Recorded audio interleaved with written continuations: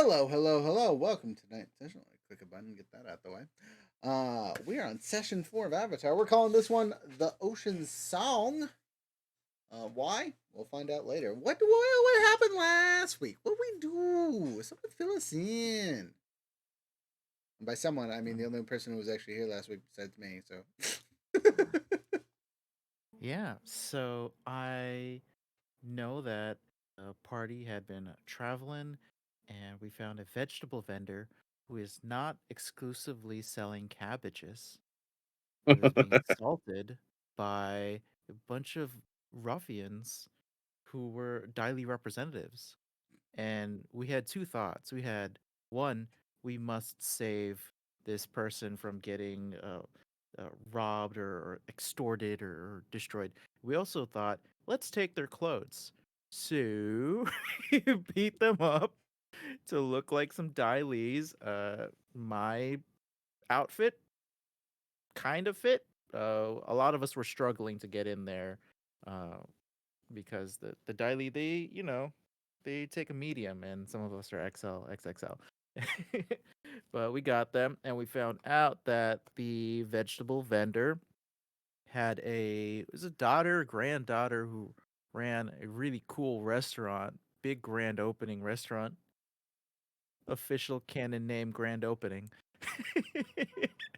And was hosting to our freaking supervillain Bo, who was hosting a banquet at the grand opening, which is a really dope restaurant. It's like a donut open air restaurant.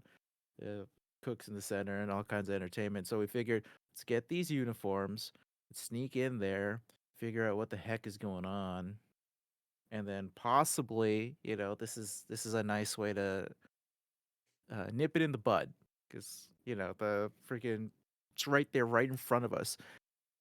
However, uh, Quan and Long John Fang had too long of a conversation at at the table and were fully caught out by Bo. And so we got locked down and we got a talking to and basically we were captured and then the rest of the session was we were trying to figure out how to escape, I believe. Yes, you also ran into another important character, Um specifically yeah, Long so John ran into him. The rest of you escaped. Frozen's character was off scouting like he's been doing with his handy dandy shear shoe. But yes, Bo's nephew is who you guys ran into. Who was yeah. dressed in more of a more traditional Northern Water Tribe esque armor outfit get up, and he was telling you who was spying on his uncle for some reason. And younger, or I should say, Long Fong, uh, decided Long John, sorry, uh, tricked him into like giving him the wrong direction, so Bo would go the other way, so we can make an escape. And there was quite some argument about how to get through the walls surrounding the city. And at the end of it, you decided to just pay a vendor a good deal of money to sneak on a train to escape via train, and that's what you've done. Um, Now if I look at things, I believe I have a note about where you guys landed because you guys were heading towards the coast because you're hunting down a spirit. Right? Is the main objective here currently? You're getting a spirit Hun- that can catch your friend Lou's body spirit in the other world. yeah, we're trying to get our friend back, putting the spirit back in the body, because we need them to help us with a special ability to figure out what kind of benders someone might be, and that's a really great way for us to figure out where the avatar's gone. Yes. So, let's see here.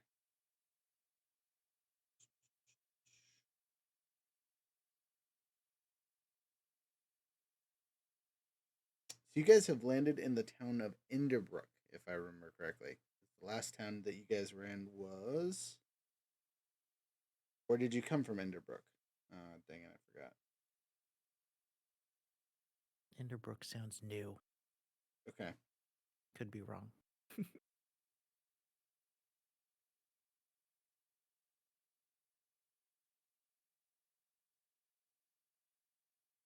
Nope, because you guys didn't mess with the hot spring at all, which is something special about this one. I don't remember the name of the last town. It wasn't Stonehaven because that was the town before last. So, worst comes to worst, this is Emberbrook Part 2, and I'm a goose and someone can tell me later. But we're going to go with this town is Emberbrook. So, as this uh, coastal nation town, right, because it's at the very bottom of the mountains that you guys have been getting through, it is about 2 days travel from the ocean, but you can still smell the air, right? It is at the edge of the mountains themselves. And you'll notice when the salt smell doesn't hit you, a sulfury smell takes its place, indicating to you that this town is on or nearby a hot spring.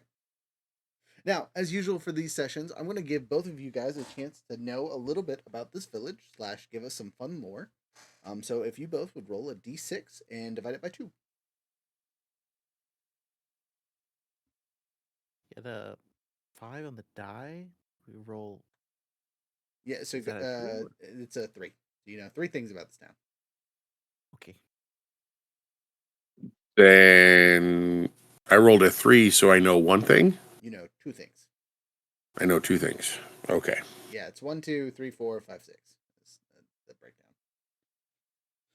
breakdown. So things that you guys will know that are just knowledge that you can pick up or from looking at it, basic lore, whatever you want to call it.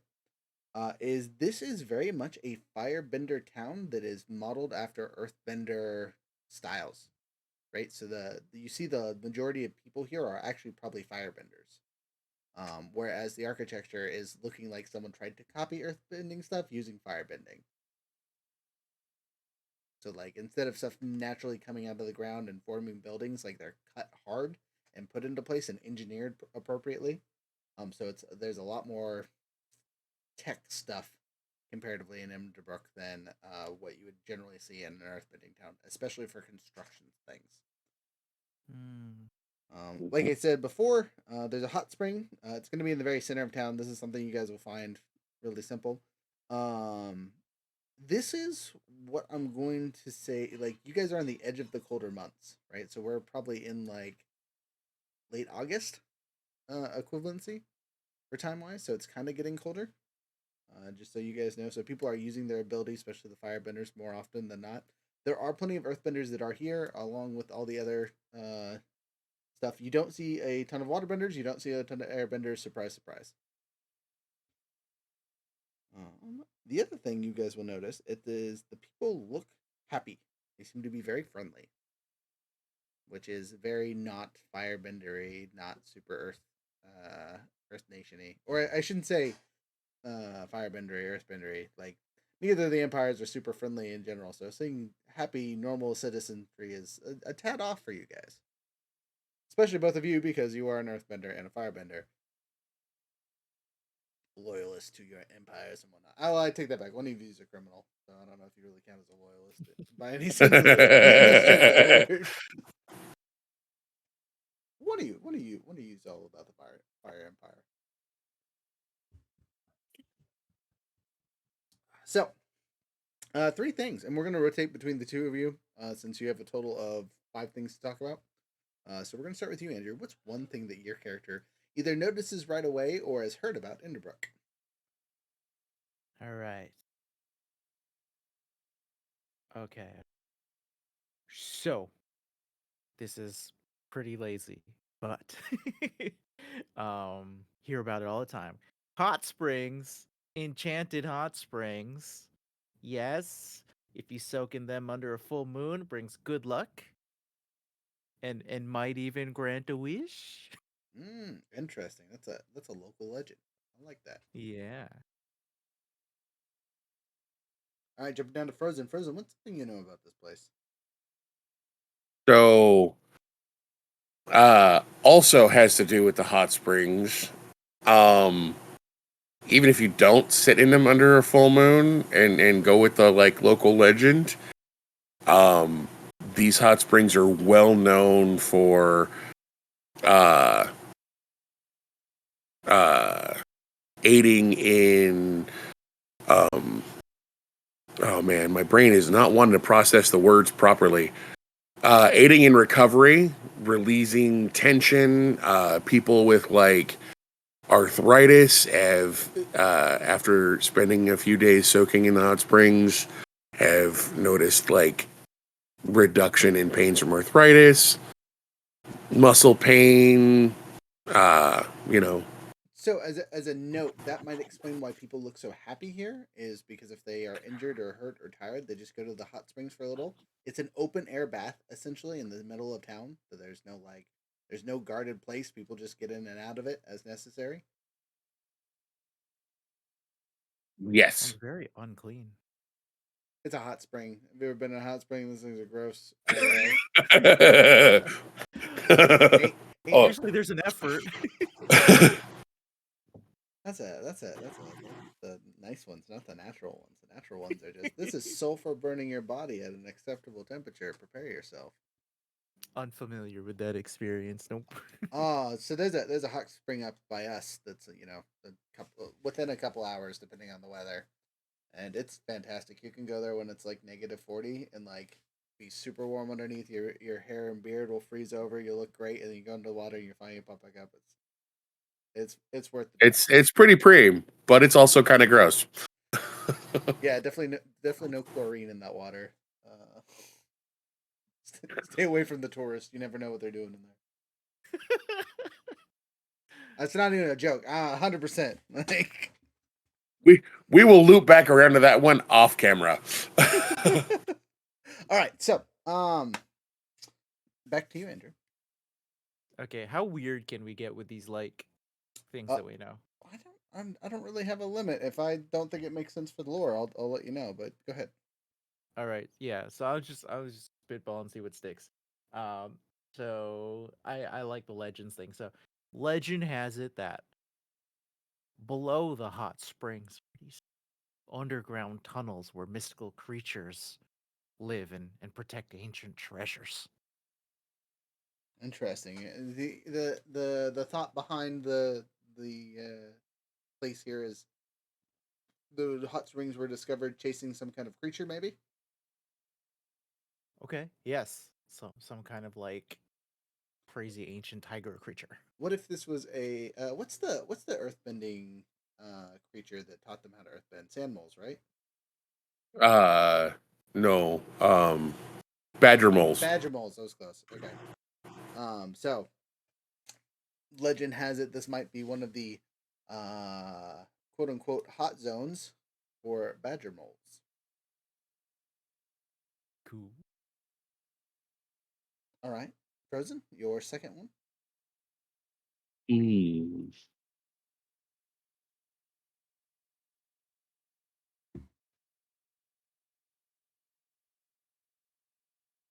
Um.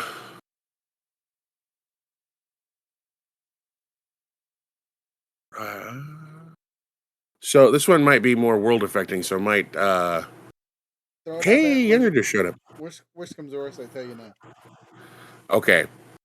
So because of the effects of this hot spring and some of the local legend and stuff like that, it is a semi-popular. I want to say tourist spot, but like adventuring tourist. Like it's a popular spot for archaeologists and other adventurers to.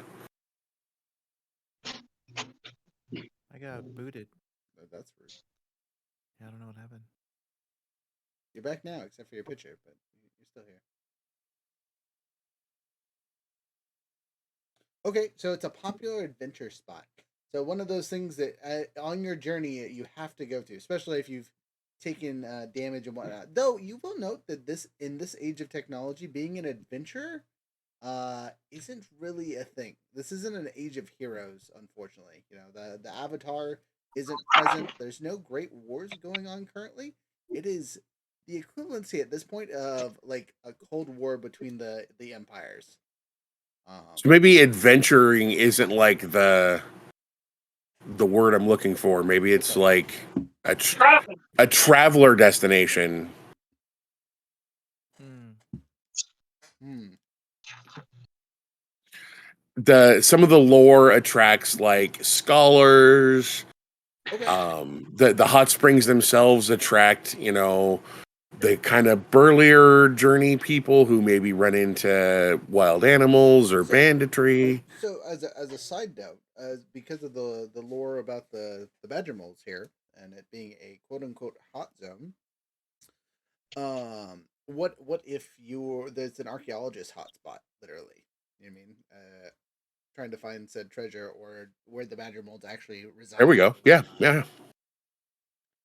All right, all right, Andrew. Last bit of lore. Okay. I wanna stop getting so weird with the magic and the hidden secrets and the legends, and I wanna do something economic. Okay. So I was thinking that one of their primary exports is probably doubling down on the whole hot springs are good for your body and your soul. Mm-hmm. So they probably have a lot of like lotions and the luxurious bath salts, the kind of like those rocks that you rub on you to get your skin, um, a dermal abrasion, stuff like that. Interesting. Okay, so as you guys enter the town, you see a large amount of exports being loaded onto that train. The train conductor that you guys paid off earlier gets a similarly large bag of gold and coin, and almost immediately after you guys and your carts and all that fun stuff are offloaded, takes off back in the direction that you guys started with. Well, goodbye.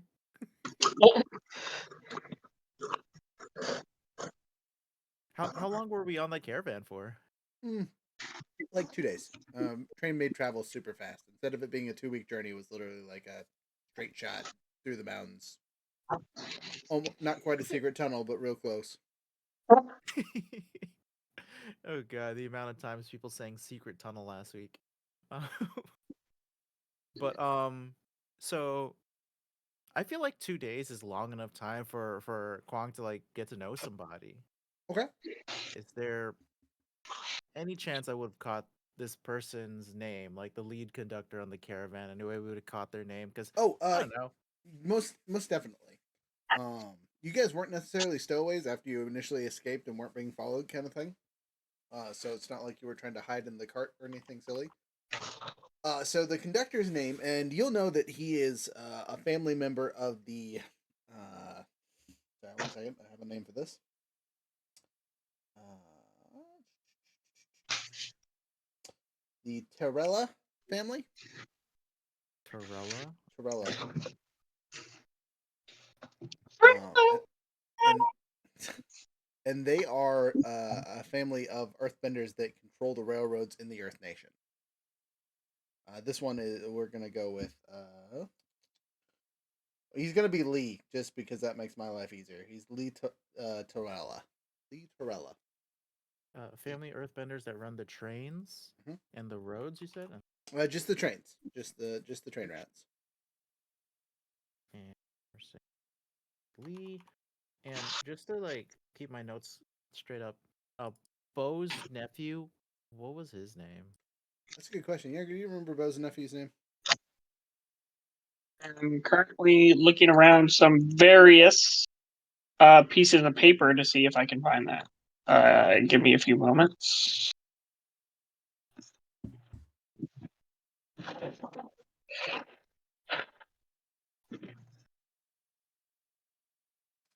So we didn't just like hitch a ride with a rando. This is a big deal person.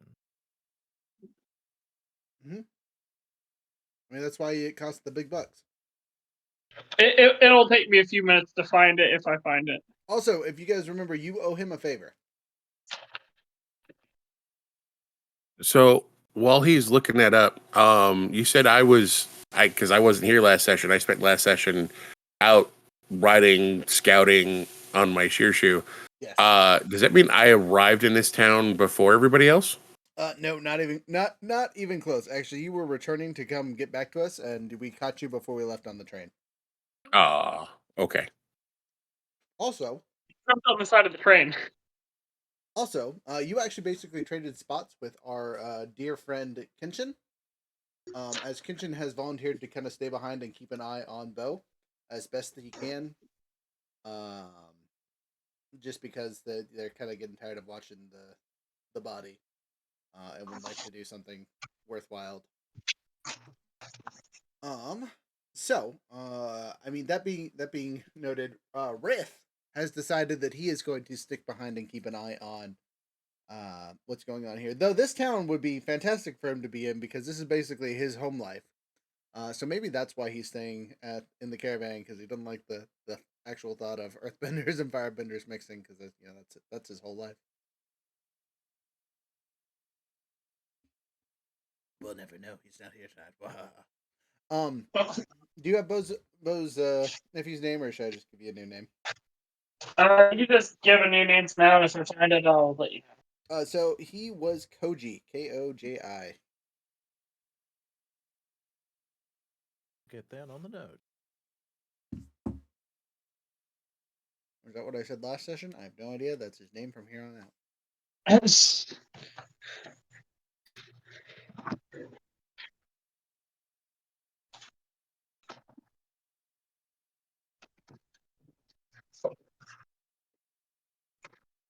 Oh, and his nephew, by the way, is probably 16, 17. Like, still a kid, but very close to be a full adult.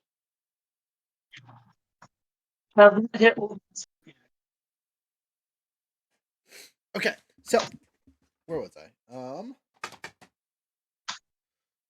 You guys are in Emberbrook. It just so happens that Emberbrook is having a festival called the Night of Embers uh, in the next 2 days. Not that that really matters to you guys, but if you're interested in being part of a ceremony or checking out what it is, you can ask around. But you can kind of see them setting stuff up, and there's signs places, and they've printed things, and there's flyers, and yada yada yada. Come and join the festival. Bring wood for the bonfire. All this kind of other stuff. I hear it, baby. So now that you guys have a good understanding of Emberbrook, what would you like to do?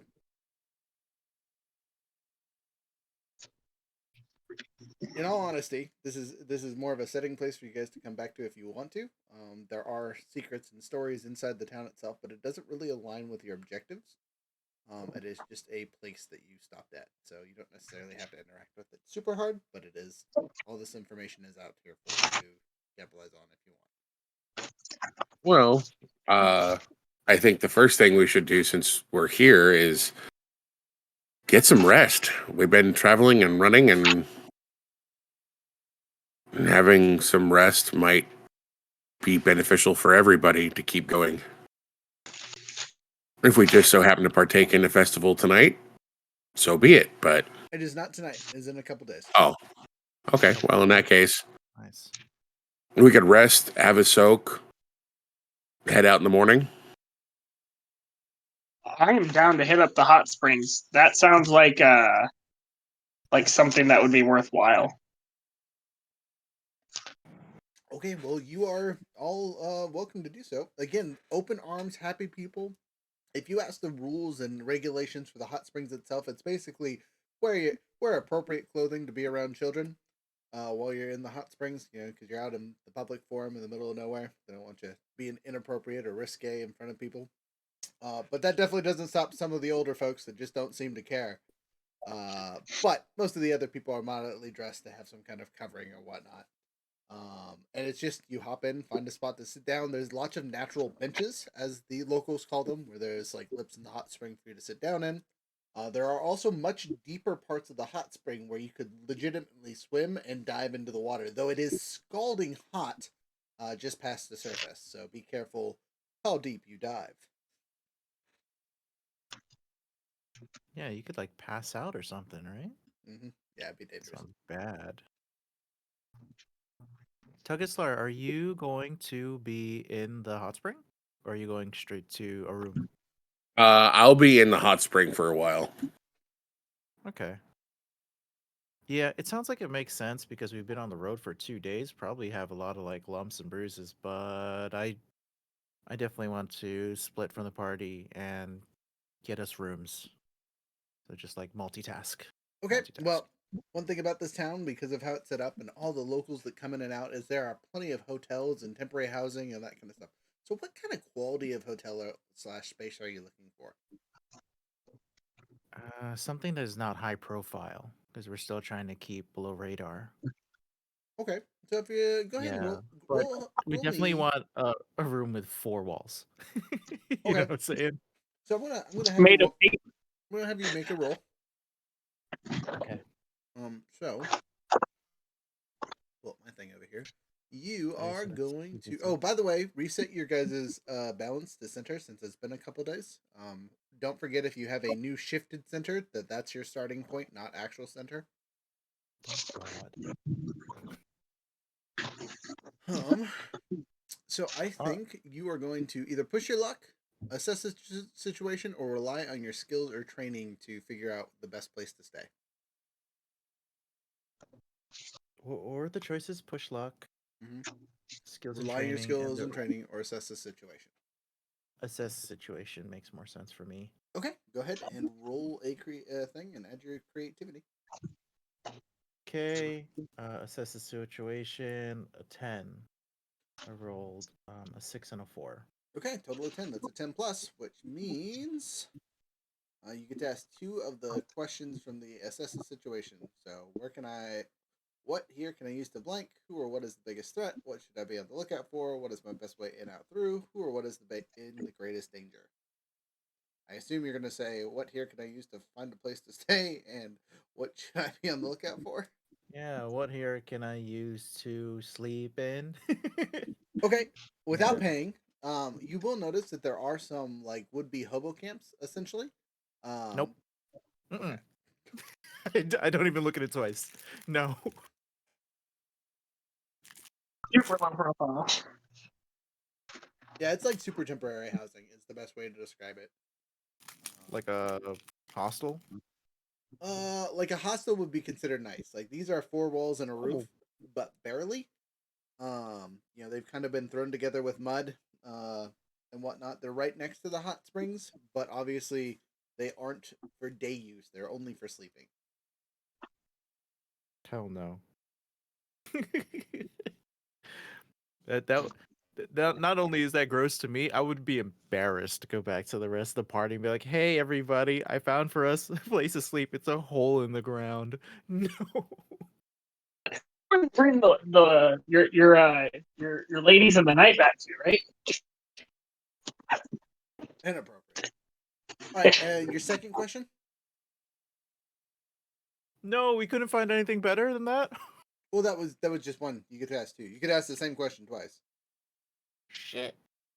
No. More specific, where is the average? Yeah, I think I'm asking the same question twice just to get something, Okay, you so know. you need to ask the question though. I'm not gonna fill it in for you. So, what question are you asking? Because before you just asked for some place with four walls and a roof. What are you asking for this time? You fully gave me a stable. Yeah. Where can we go where there is a minimal level of room service? Sure. So as you look around the hot springs, again, there lots of the buildings around here look like temporary, not temporary housing, but like short term housing and whatnot for people visiting and whatnot. And one of them looks to be run by children. Is the best way to describe them. It's a good sized building, but like all the people that are working and cleaning and doing all the stuff are young children. We're talking like maybe 10 and younger. This is an OSHA violation. I'm gonna try it though. I'll check. So, welcome to Emberbrook's Orphanarium. Uh, one of the older children pops over and greets you kindly and says, "Hello, sir. How can I help you?" Very polite. Puts his hands in front of his stomach and looks up at you. Hey there, are you wouldn't happen to be the proprietor of this establishment, would you? I greet people. Does that count? I don't really know what a proprietor is. Jesus Christ. That's not Hey, my name. you wouldn't you wouldn't know where there's like a hotel, would you? Here, we temporary house people. It says orphanarium, like for orphans. Yeah, all the orphans run it. It's great. The Okay. headmaster teaches us good business. I think is what he calls it. And we clean stuff and we take care of people. And yeah, Okay. So there's a headmaster here. yes, she is probably inside napping. It's nap time. I need to speak with that person. Oh, you sure? I mean, I have a little list thing, and he pulls out a long scroll looking thing, and we can just put you Okay. down here. It'll he tells you it's going to be 3 gold a night essentially per person per room. And we have plenty of space currently. And adults stay here regularly. Yeah, I mean the children that stay here become workers, so that's how I ended up here. Okay. This is a weird kind of story I have to tell the rest of my group. There are 3 of us, or 4? I'm not sure how we're counting it. So um, you're pretty sure Rit's gonna stay in the cart with the shear shoe and your would-be body, not to, proc any suspicion from the local yahoos. all right, so I guess it's 3. Yeah, I guess. Yeah. So here's 9 gold. Oh, me directly. And Okay, I'll take care of this for sure. For sure. Please write your names here. okay. And I will write our names down. Can I make a check to see that he's not going to rob me? Um, He's not going to pocket this money? let's see here. You could assess the situation again.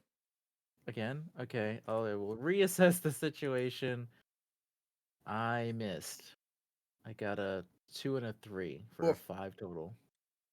yeah. So with a 5, you're just like, you emphatically am going to trust this child because why would the 10-year-old lie to you? I have a 4-year-old who will lie to me and not remember his name. I mean, So a couple minutes later, he comes out with 3 separate keys, and he says, "All right, okay. they have the rooms tagged onto the back to them. These are yours. Um, our only request is you turn them in when you leave in the morning. If you want to stay longer, you can pay whoever is on front door duty or the headmaster when she's awake." Okay. And can I get the name of the headmaster real quick? Just so. Sure. 10 seconds. Sorry. Headmaster of the orphanarium.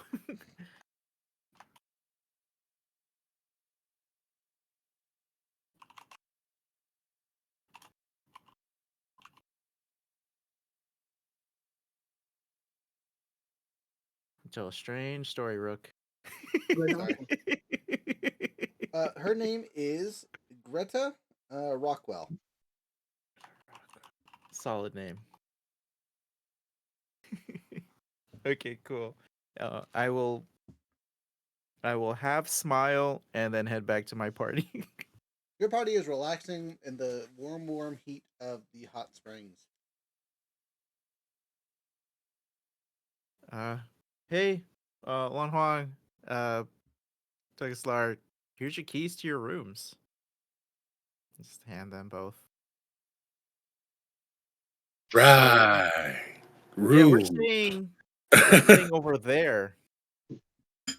I I turn just and look in point the at the building. direction of which he points. Can I see anything? Yeah. Yep. Says red on thing, Emberbrook Orphanarium. Ooh, Miriam. So, are you a bastard or something? Like you don't have a dad? I have a dad. I'm Oh, still a bastard, but I have a dad. it makes sense then. Okay. Did I just walk myself into that? That was one cigarette story away from a sad tale. I say, got a place to sleep. It'll probably be a few days before anybody starts any funny business around here. Who could start any funny business in this water? Before, some orphanage burns down or something. Oh god, that's a trope. It was too late when the players walked into the trope head first. This is why I should have been here earlier. I could have talked. Walk This into is the not orphanage. D&D. You don't have to burn There's down the fireworks. orphanage. You don't have to burn down. It's a whole bunch of firebenders, though. How ineffective would be Firebenders everywhere. firebenders and earthbenders? The two least effective people to burn their houses down. And it's called Ember what? Emberbrook. Emberbrook, Hot Spring Village. And we're in the Nice. middle of a festival.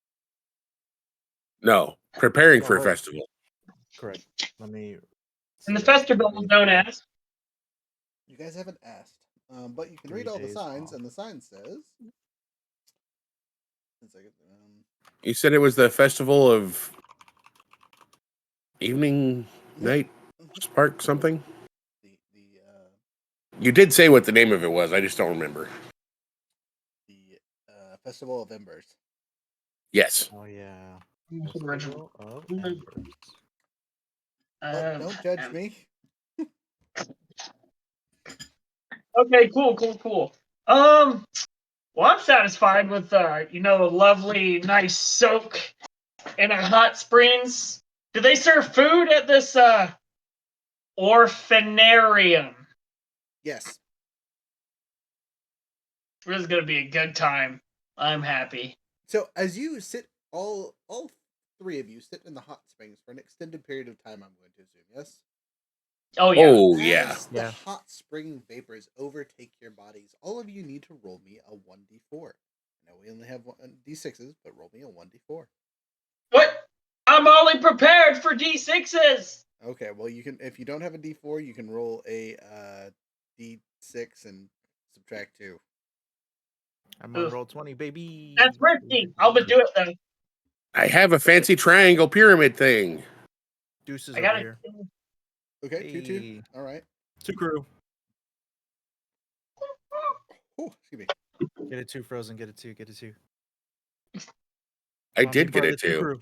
All right, you Fuck yeah, two you crew. all gain the inspired status. Ooh, Inspired. we get inspired.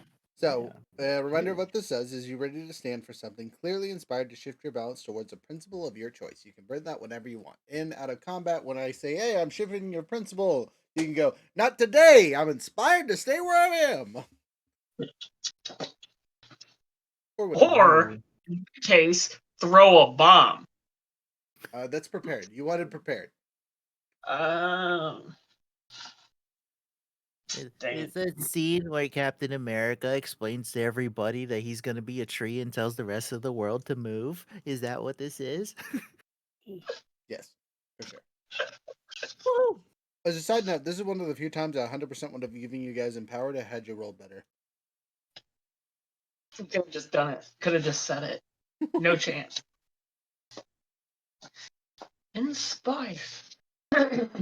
Oh man, I misread my die. I totally got a 4. Magical +2 to DM bullshittery every time you talk. Remember was the lower number if you got a 1. Yeah.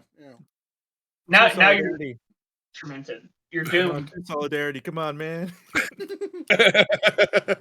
So, you guys rest. You've gained a status, and it's going to stick with you for some time. You go to the orphanarium, have a simple dinner. It's like a stick-on stew is the easiest way to describe it. You know, where they just keep the pot going forever. They just throw new stuff in there. Expecting. Some simple food, some simple bread, some yada yada. The rooms you have are well cleaned, like immaculately cleaned from top to bottom. And when you wake up in the morning, you realize why. As soon as you guys leave the rooms, a small child, again of varying ages, goes into your room and immediately starts cleaning it. Do the children look well fed? They look happy and healthy. Are they Happy, healthy? singing? No black eyes Nope. or No malmors. lashing? A couple of them are skinny, but they just might be skinny kids. Hmm. I wouldn't call any of them like overweight or anything like that either. So they're not like living super well, but they're definitely not like starving. This is a pretty good place they got for these little ones. The sun will come out tomorrow. I mean, yeah, if it was happy all the time, for sure. That's definitely what's going on here. So as you guys are sitting down at the would-be breakfast table, the food that was being cooked for dinner is already being prepared, and for breakfast it's simple bread. They've had some kind of cooked or whatnot, and it's a barely leavened, like it, something that took them 10 minutes to make, kind of thing. And it tastes like children made it. You know what I mean? There's just like it's not A little finessed. doughy. It's a little doughy. It's not cooked all the way. Um, but cute smiling faces probably brightens your morning as is. I don't know if your characters like kids or not, but if they do, they're enjoying themselves. If you don't like kids, on the other hand, this is a time to express your dislike, because you are I don't know, I surrounded by mean, them and they're being children for sure. I am a firebender, so like toasting the bread a little bit more is not a big deal. I Hmm, am mind blown. that's a great This is idea. so unfair. Sitting across the table though, looking relatively friendly, is an older lady that you would assume is the headmaster. She is accompanied by a younger looking gentleman that is basically walking next to her as she kind of hobbles around. She's probably in her 90s or 100s. She's super old. And this young man is probably in his 20s, maybe 30s. No. Speaking of children, wahaha. Do you guys 20 or interact? 30? No. Yeah, are they? Is there any kind of interaction that you guys are doing with these I'm gonna try and put yahoos? this guy to bed. Okay, gotcha. You're good.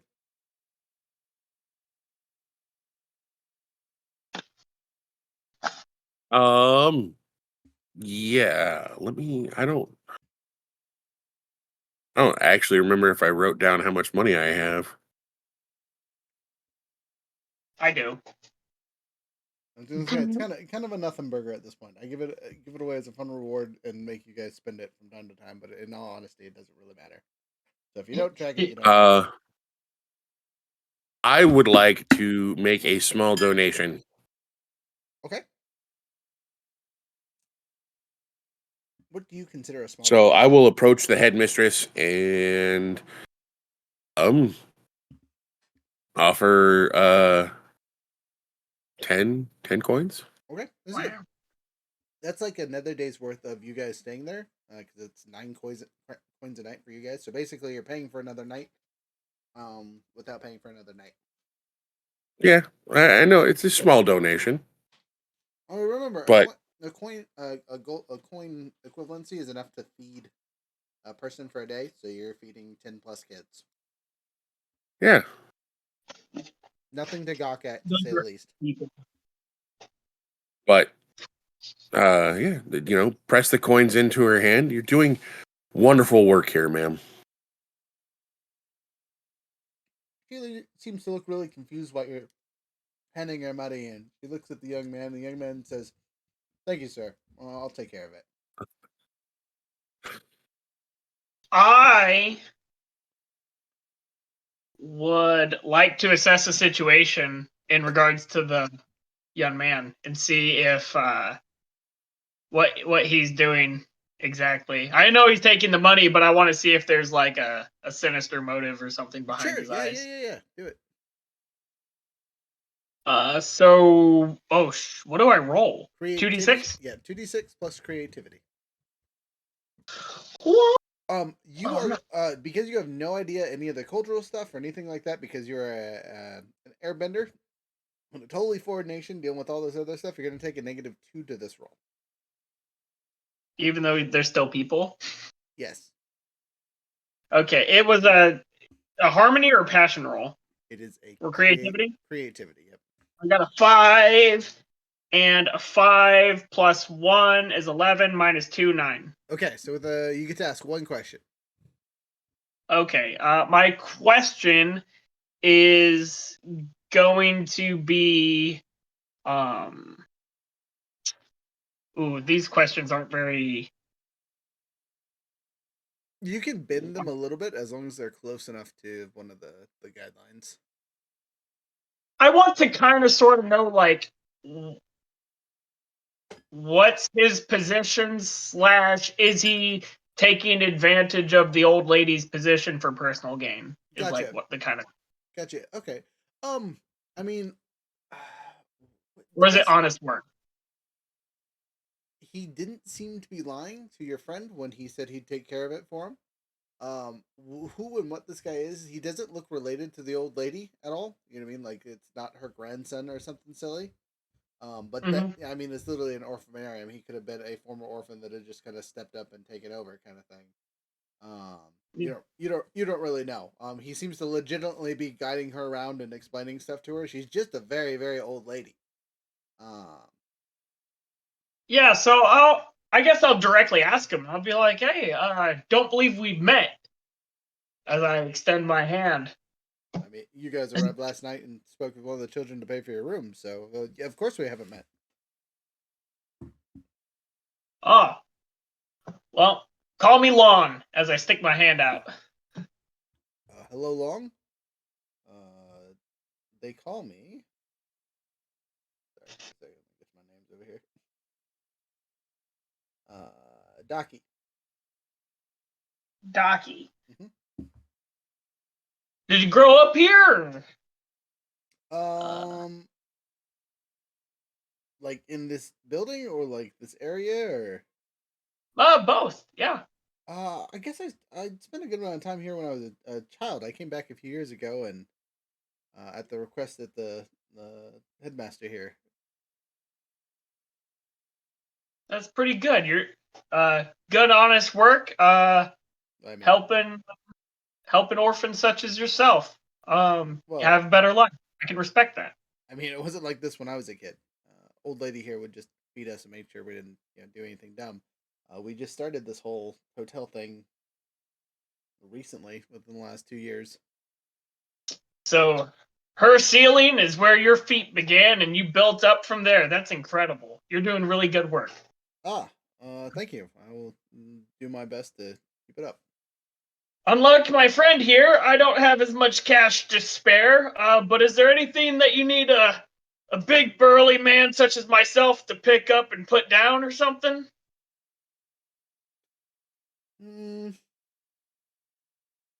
Much better with tools in my hands than with the bending aspects. Wait. You know how to fix things? Oh, yeah. I can build tons of stuff, as long as it doesn't require bending. I can also tear down lots of stuff, especially wool. Well, we don't really need anything destroyed, but there is an old boiler that we use for heating stuff up in the winter that has been unusable for a bit, if you want to take a look at that. Okay. Interesting. Creates hot air and pushes it through. It's a steam boiler. Hot water. I will see what I can do.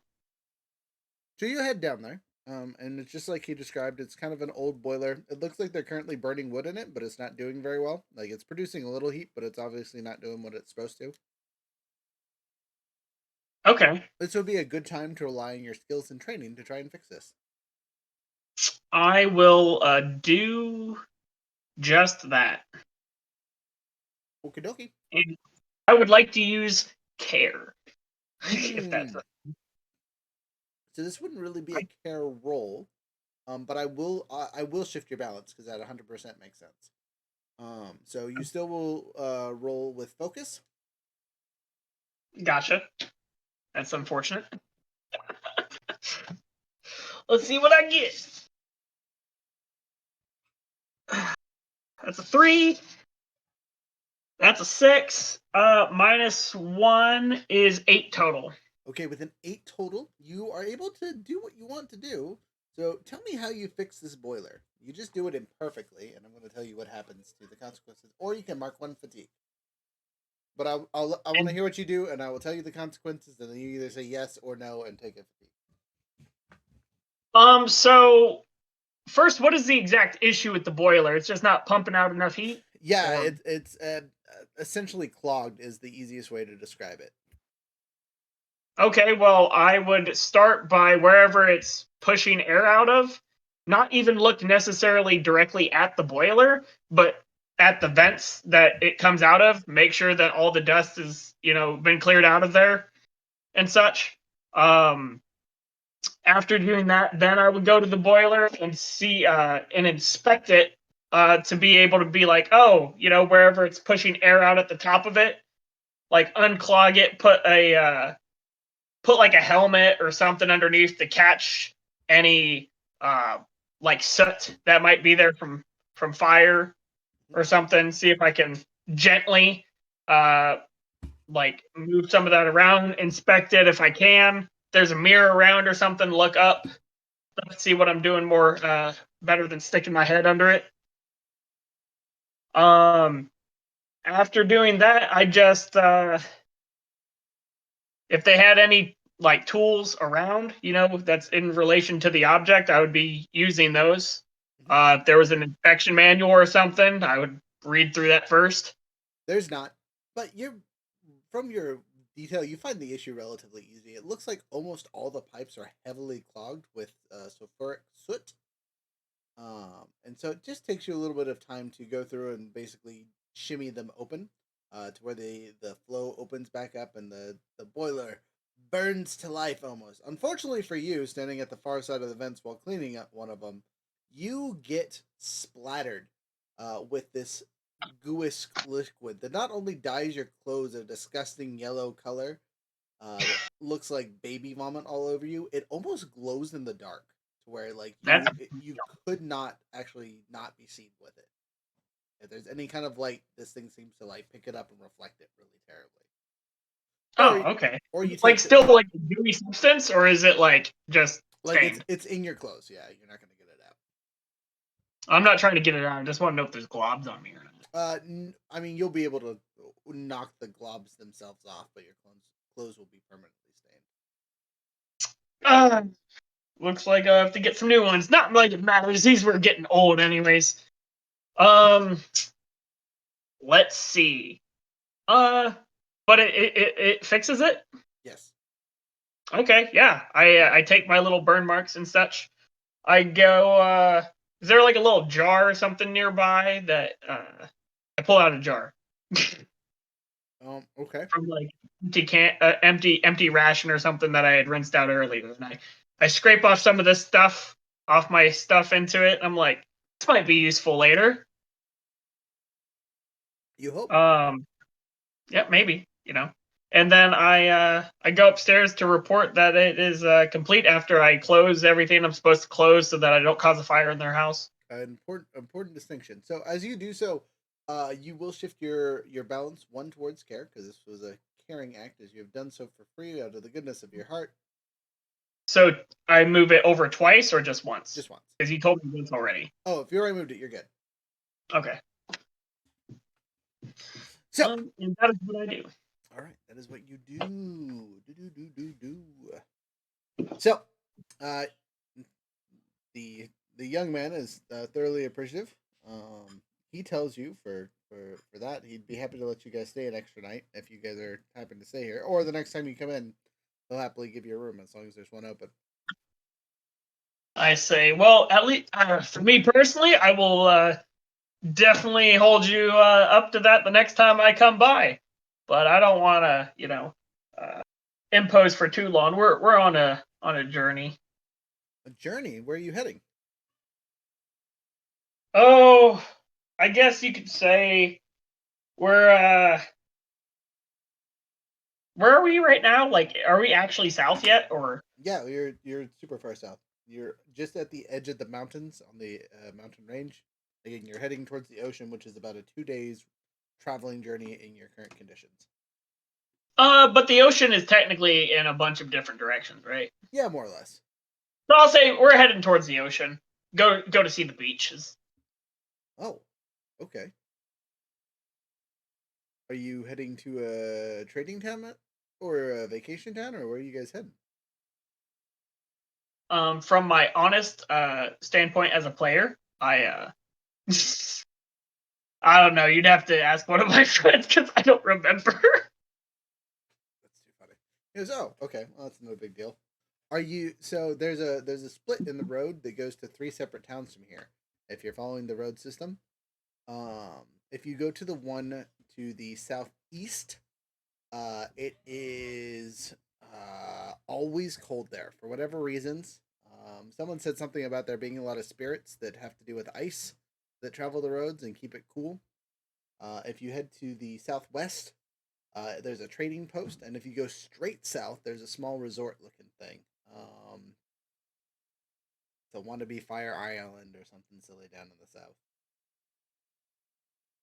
Like a volcano? No, no. There's a Fire Nation resort way to the east, and it's supposedly a sister location. Okay. So do people ever see those spirits, or do they just have an influence around there? I mean, well, I mean, I assume I don't know. I personally haven't. I'm not much of a spirit person. I stick inside with the kids for the most part, and they stay away from towns if they can. So, as long as, but I've heard stories. Oh, that sounds interesting. Yeah, I'll take time to hear whatever stories he has to say. Sure, he tells you a couple stories that sound like spirits goofing with people and things. Makes sense. Good, bad, ugly spirits are spirits. They have a wide spectrum of how they interact with people. That is my actions. I believe it should be somebody else's turn to take the stage. Okay, Hanzar, you haven't really done much in a bit. What did you do this morning with the thing? You paid them stuff, and then what'd you do?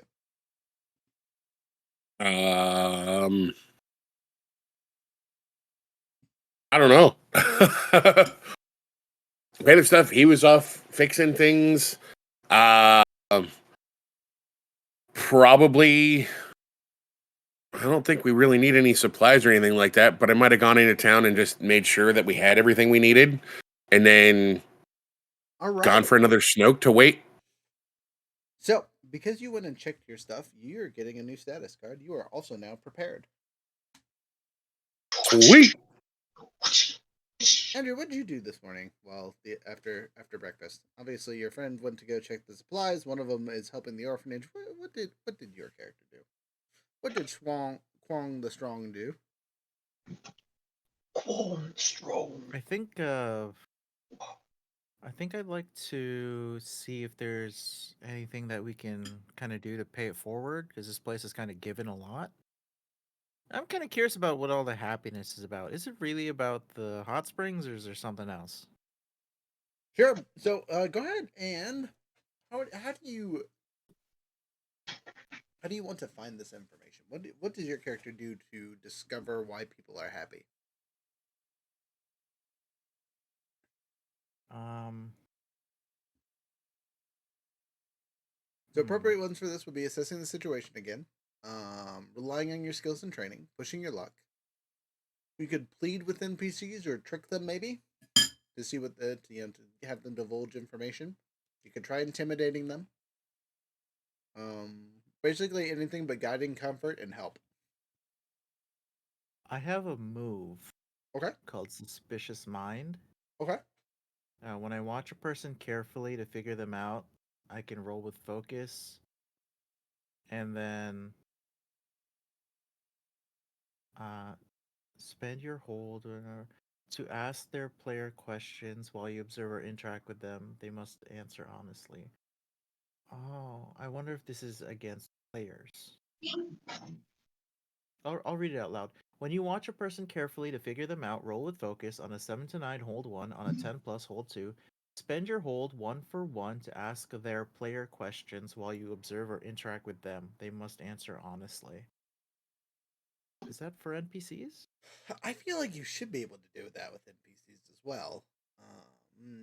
I think Okay. it's meant for players because your character is all about uh, figuring stuff out with their group and whatnot. You know, you have your one person that you're a guardian over, but that doesn't mean you're not necessarily going to interact with other players to get like their true opinions and things.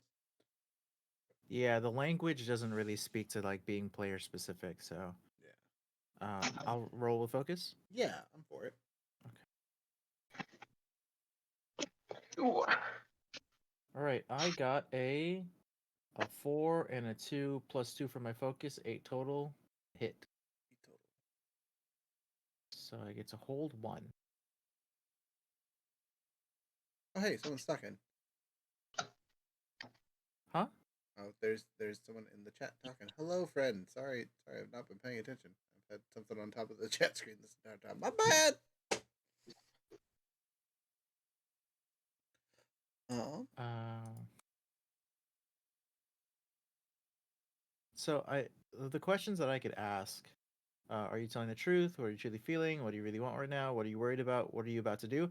I would like to ask, what are like I'd find somebody who's another adult at the okay. orphaneum and like, hey, you seem really happy.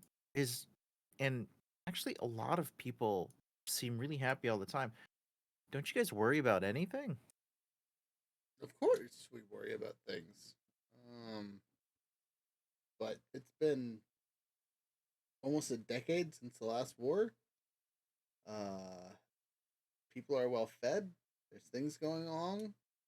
Like our cultures here have mixed and intertwingled fantastically. You know what I mean? Like there's no animosity from the 100 Year War or any of the imperial incursions. The hot spring here basically alleviates any consistent pains that people have, especially as they age. Like this is a small slice of paradise. The only downside is we have no political opinions for the major cities, but we're a town very far away from the influence of politics. So what do we care? Yeah, sounds pretty nice. uh, I guess I get it. It's just suspicious. This is like my third town traveling up and down here, and there's been a lot of doom and gloom. I would say it is the first town that we've been to, which is liking their position in the world. Well, it helps that we live at a very uh naturally beautiful location. Which you look around, it's really not pretty. It's a sulfur pit. But they are obviously referring to the springs in the center. Yeah, you're gonna see beauty where you see it. I guess most of them do. Maybe I'm worried for nothing. Maybe it's just a nice place. Well, every once in a while we get worried about those badger moles that pop out of the ground from time to time. That's concerning. Aren't they like like you had said earlier? Aren't they the ones who taught people how to earthbend? Yeah, totally. So Mm-hmm. so I mean that sounds friendly. Well, the older ones maybe, but the fresh hatchlings and whatnot, the new babies are a tad bit wild. They don't really know how to deal with people, and they're Oh, small enough to fit in buildings and things and cause quite a bit of havoc. hmm. I don't know. I don't know if we care about that. I mean, we've got our spirit issues, got our political issues, got our people issues, and that's just regular ass nature. Mm-hmm. Uh, You're I not don't know if wrong. any of I'm us are just like saying that's zoologists, the most stressful thing that we have to deal with is random. rodents, basically pests. Very big rodents. I wouldn't Right, say that that to can their face, but earthbend. yes. Can badger moles really be considered rodents or pests in any sense? I mean, if you got enough of They're them. And that's what it sounds like. It sounds like an infestation ish. literally moles. They're just Mm-hmm. big. I don't know Mm-hmm. if Yeah, I moles think really can My fears are assuaged. Okay. It's a nice place to retire when all this is done. Maybe. Maybe. Okay. I'm good. I think I'll just try and find where everybody else is at. Oh, who among you has the lotus pin? BT Dubs. Me. One of its It's written on. petals is glowing brightly, just being in this location. I turn to Frozen. What's your character's name? Tongueslar. Tumblr. I have something. I have. Can you come over here? I'd like to show you. Kind of, sort of, you I'll should. I'll lean in close. As I go and I pull out from my stained robes, I show it's glowing. You see, Iroh's missing piece is glowing. The one that you would assume represents the earth, the kind of brownish colored petal, is very much a bright glowing brownish petal. So I would assume we would have further insight to this. This means that it is the Earthbender like we suspected, and it is in this town. You have no idea what it means. This is the first time this has ever done this to you. So I think it means that there's an earthbender nearby. You guys actually technically have never tested Pretty and strong one. seen how this works. Yeah, I was gonna say. well, I mean, it would have been glowing, multiple colors because we had a waterbender with us earlier, a firebender with us earlier, and a earthbender with us earlier when we received it. It would have been glowing those colors if that was the case. Correct, and it was not. Yeah, so I'm assuming it means there is an earthbender avatar person. Is my assumption. Oh. Could I do a assess the situation? No, I don't think so. Not in this case.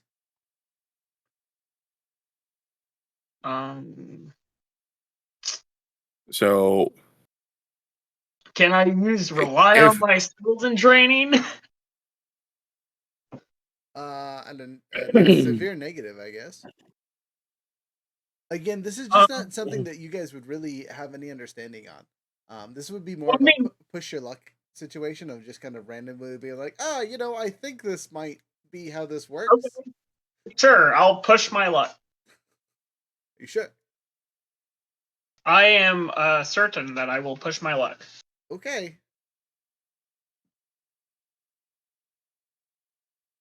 So, and what does the inspire just shifts balance? It doesn't do anything else, right? Correct. Okay, here's me pushing my luck. Risky situation. Roll with passion. Yeah, I got a 6 and a 3 plus 2, so an 11. Okay. Your boldness pays off. So, you deduce from your understanding of this, instead of just like assuming that you are correct, you put it to your own chest and see it not light up as the thing fades away. As the one non-bender in the group, that might be important for the rest of you to note. what happens if I hold it? I toss it over. Does anything happen if I'm holding it? Not if you hold it. But if you just let it sit around, it'll bend with it. Okay, I'm gonna put it. That's a good idea, actually. I'm assuming I just naturally know all the basic bending. I mean, for firebending, yeah. Okay, so I practice one of the breathing techniques You that like helps insulate you. Okay, you do so relatively easy.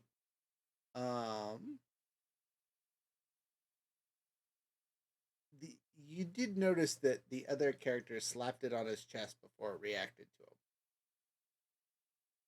him. All right, I'll slap it on my chest. As soon as you do so, one of the leaves, the red one specifically, lights up. So it was glowing earth, even though there wasn't an earthbender touching it, though. Correct. Okay. Can I So determine distance-related I was gonna say follow me and we'll walk with it and kind of like see apart? what happens. Yeah. Yeah. I just want to observe, like, Lanjong, see if anybody was touching him while he had the badge on. No one was touching him that you could see. Your sneaky badger got in your coat. It's true. Alright. It could be. So as we walk, does the brown like dim or change or? Yes, as you guys walk from place to place, it seems to be glowing lighter or heavier depending on how far away from the springs you're getting. As you get farther away, it seems to be getting dimmer. Farther from the springs. Correct. Okay. Yeah. Move towards the springs.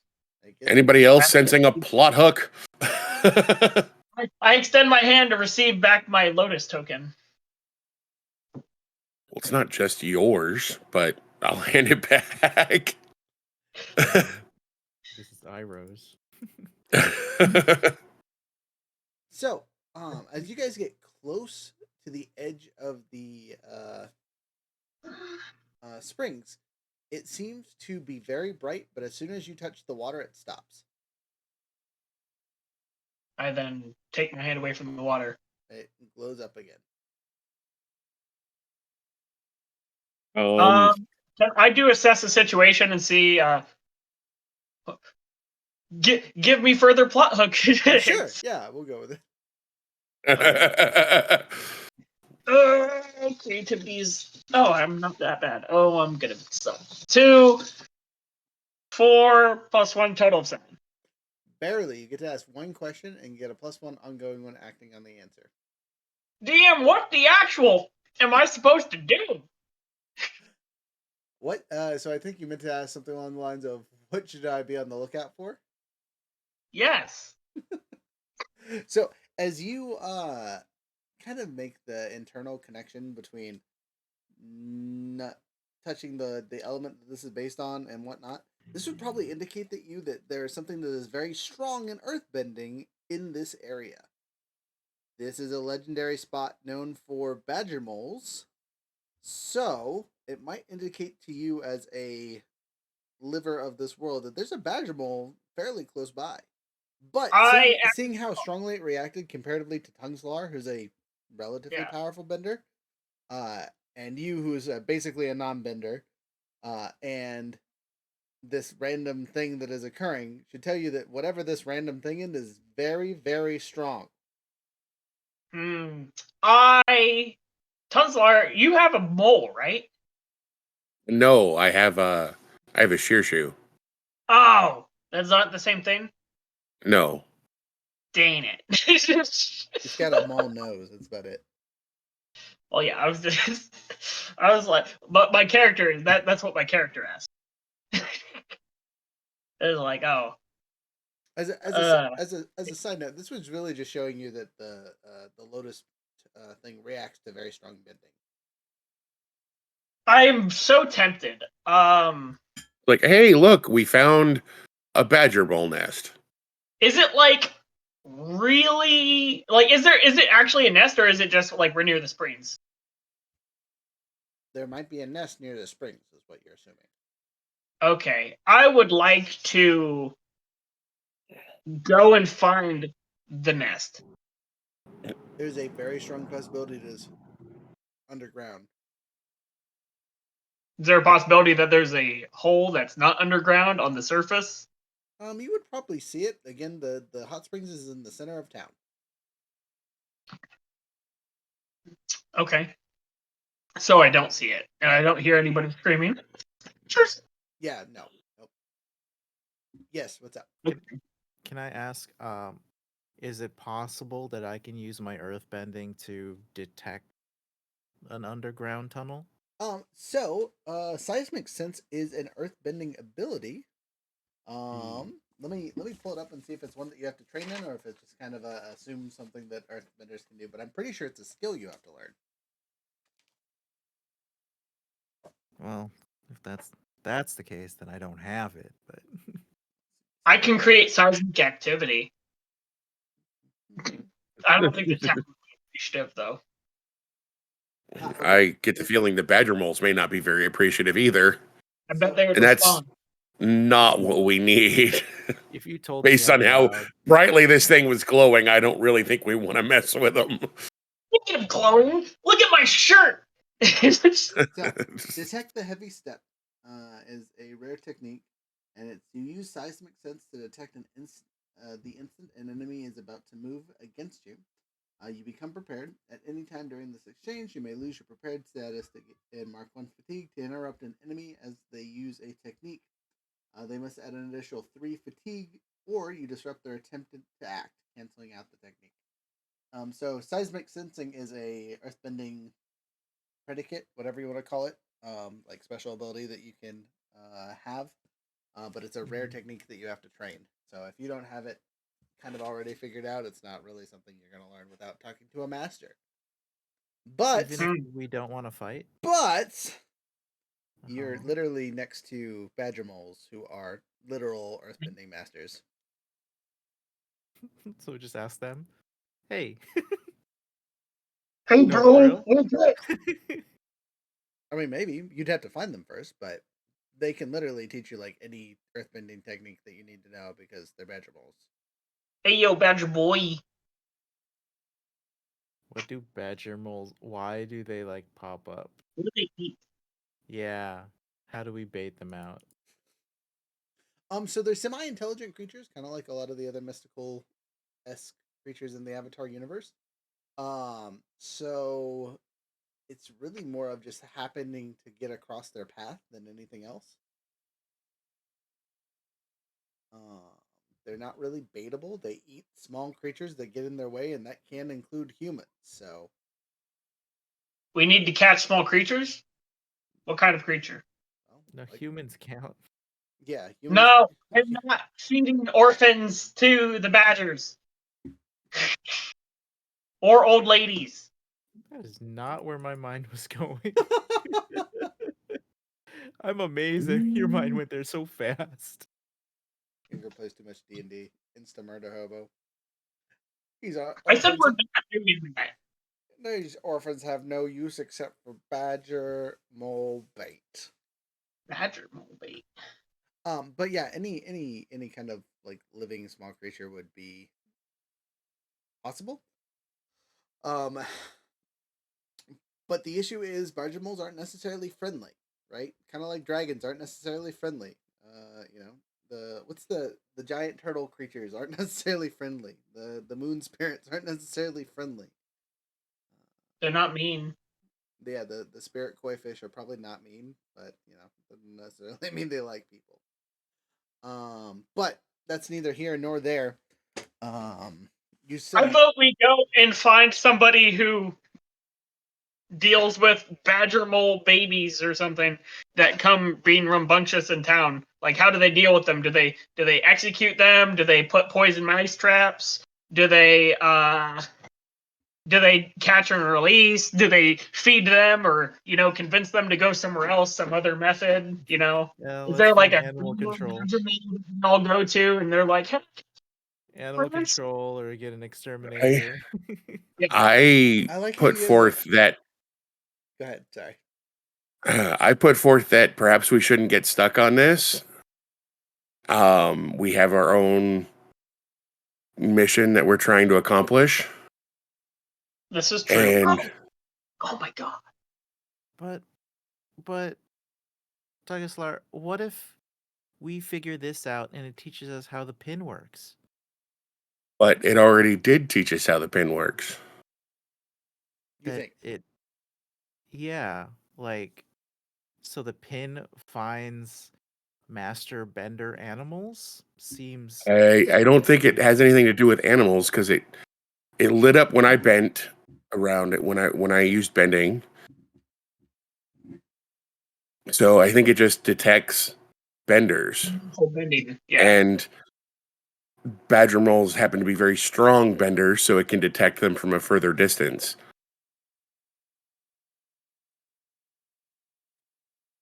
Which means which means why not that go on we may Google? not have to be right next to the Avatar to find the Avatar. We just have to be close enough.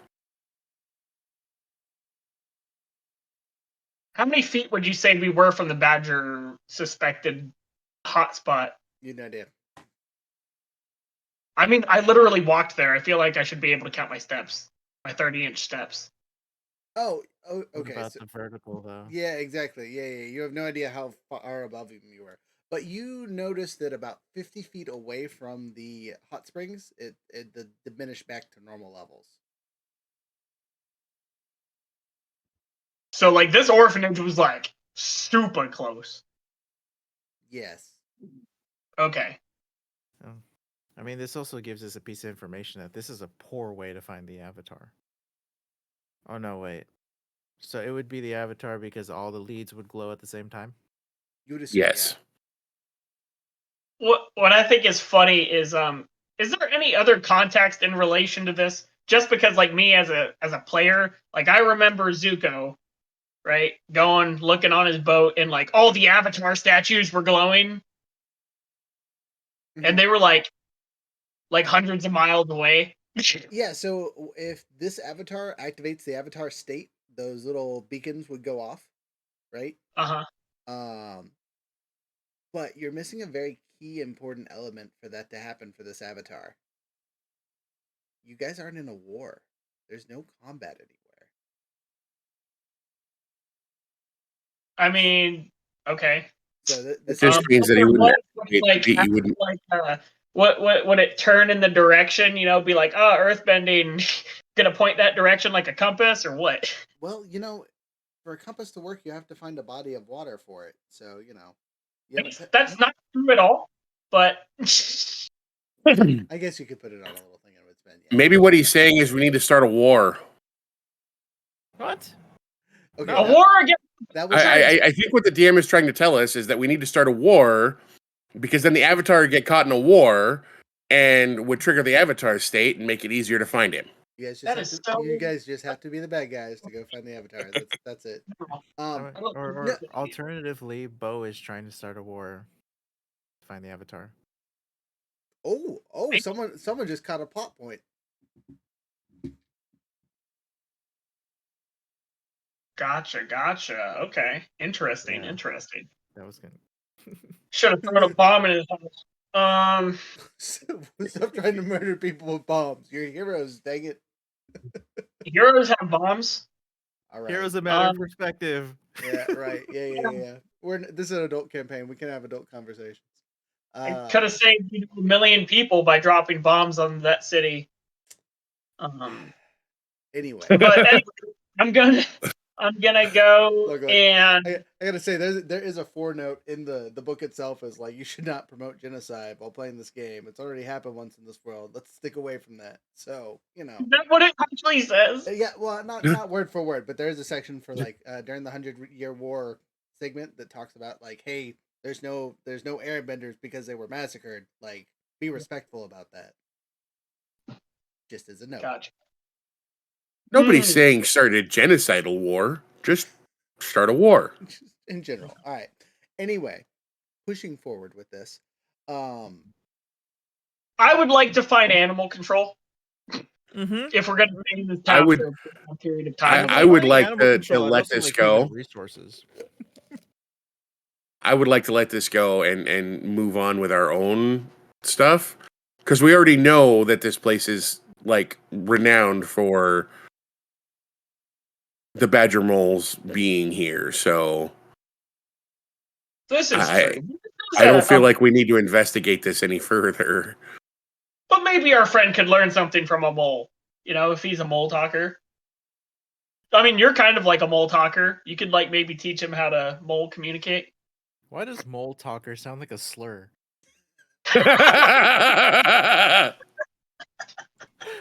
It does though. Earthbenders fucking mole talkers over here. It's like damn mole people, always digging and slinging dirt around.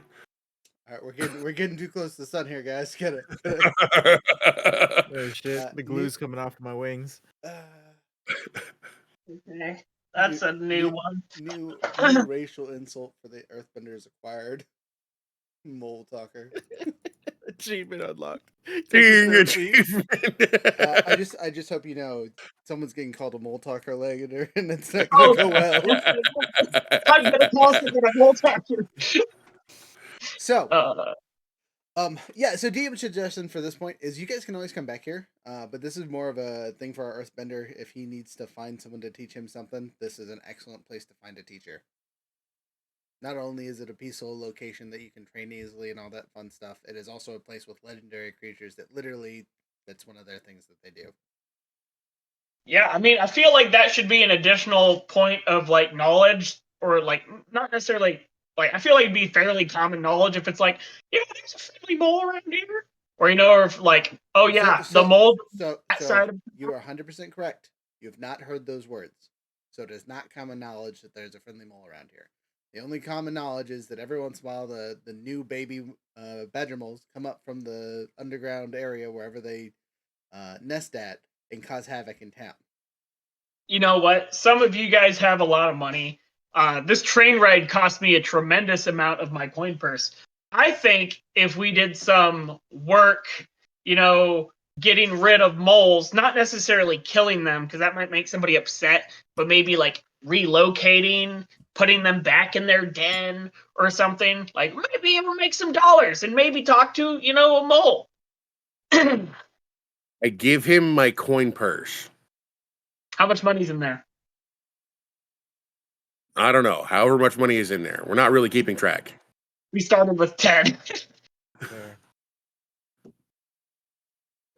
Yeah, but even the DM I- said we're not really keeping track of that. True. So, Will this satisfy you so we can move on? We have a friend trapped in the spirit world. I think that's a little bit more important. There's a spirit road if we went to the east, where spirits are commonly encountered. Frost spirits of some kind. Yes. I'm like super interested in picking up the new skill from the moles, but also you're right. There's a freaking rotten body. You gotta focus. We can always come back. Like I would love to see you grow and gain more knowledge, especially from the progenitors of your bending. But right now we have a mission to accomplish. I will also know from a selfish perspective, of course, but I also really like to be able to figure out where enemies are using the ground. I think that would be so valuable to us. But it's I just feel like I'm tired of selfish. getting squished by this stupid bow jungle and his bow levers. And this could be a point at which we can get a step ahead. I can't really gain anything from this because bending, or lack thereof. But if my friend here could get slightly more competent, I think that would be important to our overall objective, especially if it's only going to take a day or two. They probably won't have figured that we jumped on the train. At least for a couple days. It'll take 2 days for the train to get back, and then 2 days for them to come here. So, if it takes 2 days here, and we get to experience a festival, I feel like that'll be fun. Okay, so as a side note, Kwong, go ahead and shift your balance once towards self-reliance, as you selfishly want to acquire something to make yourself better, more useful. True. So you don't have to rely on your friends. I care about Quan. I care about him. That's why I'm saying this. I care about Quan also. I would love to see him grow, but we have a more pressing matter. So again, and I did make the shift to left. We came here because we're seeking a spirit that can help us get to the spirit realm and catch our friend's spirit, right? Yes. Is there a world in which these, dirt moles can help us do that? Dirt moles. Sorry, I forget their fucking name. Badger moles. badger mole. That's just two animals thrown together. That's Fucking annoying. That's every animal in the Avatar universe. It's just except for the sheer Fucking shoe, which I think Should is we actually talk just about the saber-toothed lion fucking moose? zebra horses. zebra horses. Yeah, exactly. So, um, your question is Yeah. about the badger moles. What about them? Do the badger moles share some kind of space with spiritual creatures? Yes and no. Because they're like one of those legendary progenitors of a bending school. They're like highly revered, and like spirits will mimic their essence or bodies or things like that. But until they die, they are physical beings. So they But can't get us. it isn't uncommon for spirits to coalesce around them, because of how naturally powerful and bending they are. Tagastar, I feel like we have a lead. So it sounds like you two up top here need to convince Tungsar to go with you, because you both seem to want to find these moles real badly. So how would you like to talk to your friend out of trying to leave and go down to the southeast? Uh, what would you guys like to try? This is a great time to use plead or trick, or just talk it I out want to with use them. plead. All right, pulling the gun first. Tungsar decides to plead with two people. So, since you are at a disadvantage because you are trying to convince two people, you're going to take a -2 to your roll. Okay. You have to convince them both separately. All right. And what do I roll with? Because I don't So have the thing pulled up to. with harmony. Is with harmony? Yep. Okay. And then Tungsar, what's your class again? Or not class, but book. I am the Idol, right? icon. Icon. Let's see. That's the pillar. All right, you're good. Go ahead and make your rolls. I'm just looking for your thing to make sure I don't have to shift your balance one way or the other for this.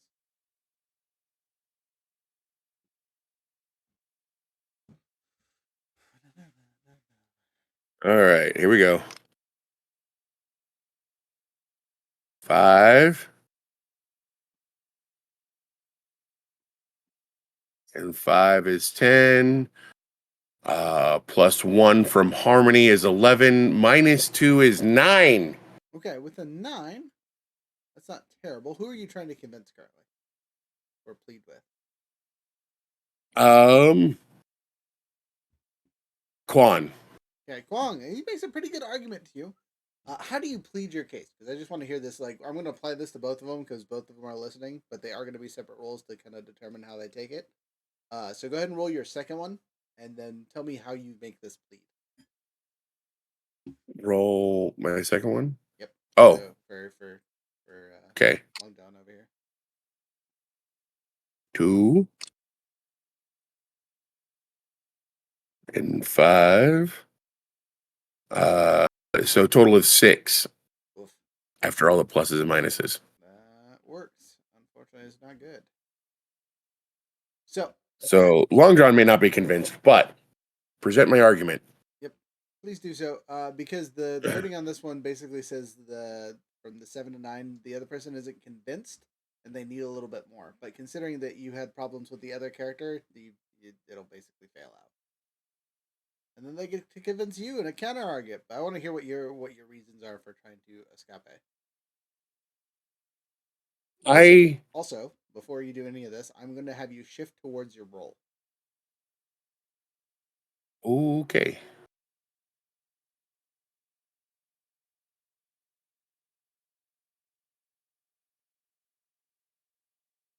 That. Okay. Okay, cool beans.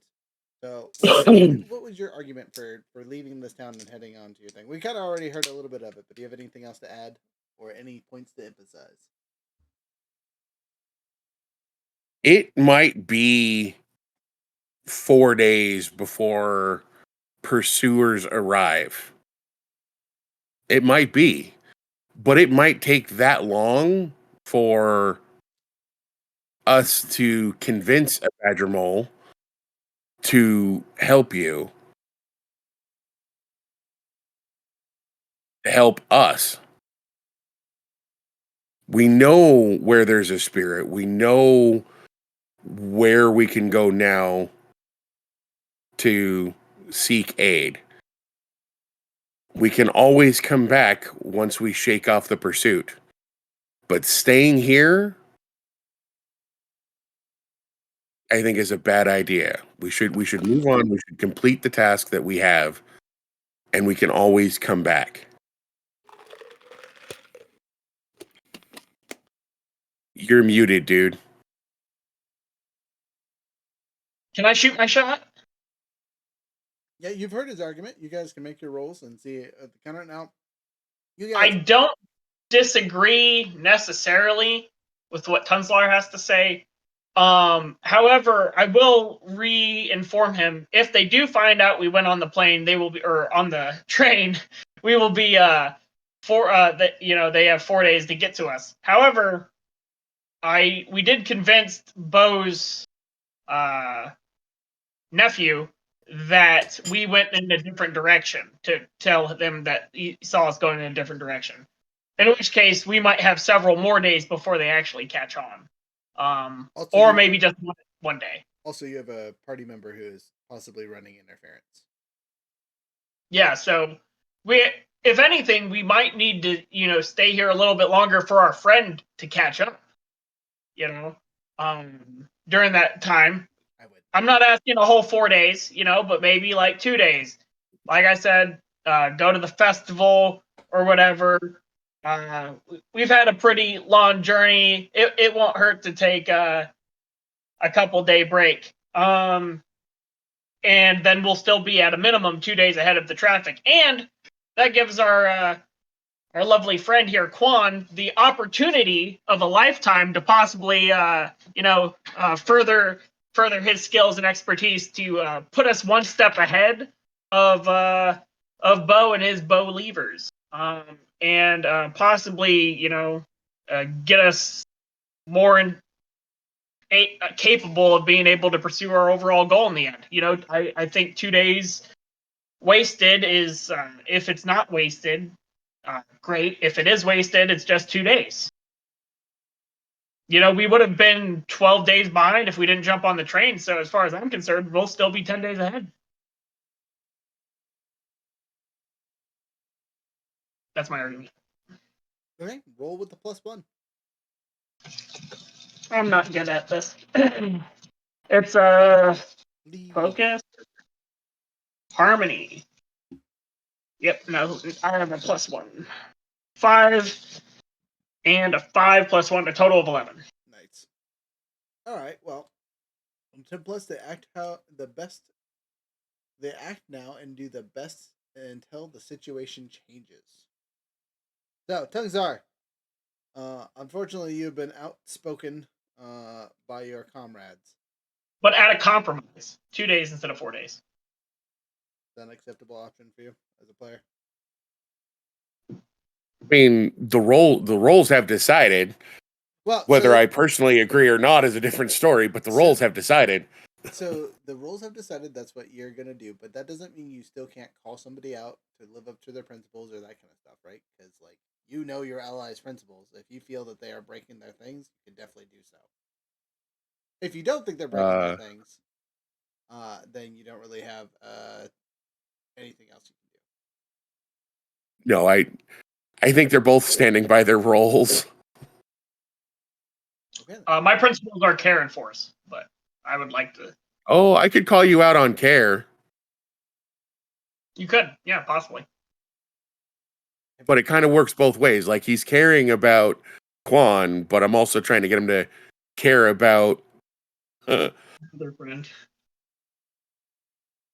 So, I'm going to push you guys forward a little bit so you guys stop arguing Yep. here. You guys decide to stay here a little bit longer.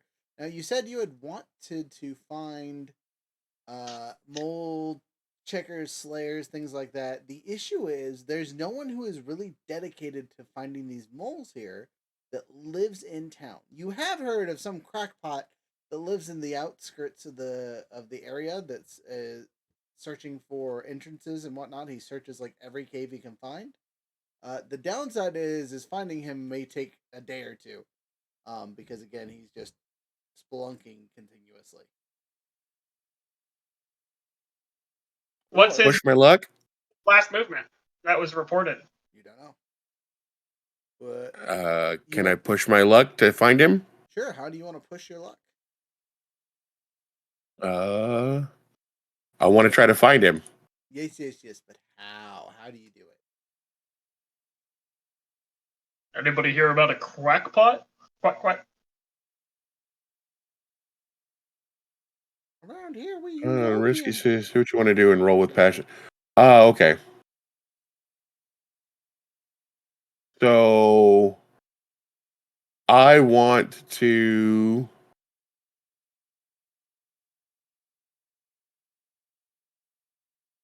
I want to go to the last place he was reported seen and see if we can catch up with him. Okay. After asking around and seeing what you can find, I'm gonna yada yada that point for you. Go ahead and push your luck.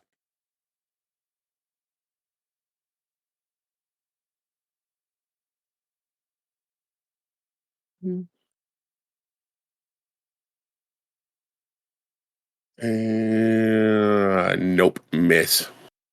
Total. 3. Yeah. So you go spelunking, and realize what that term means.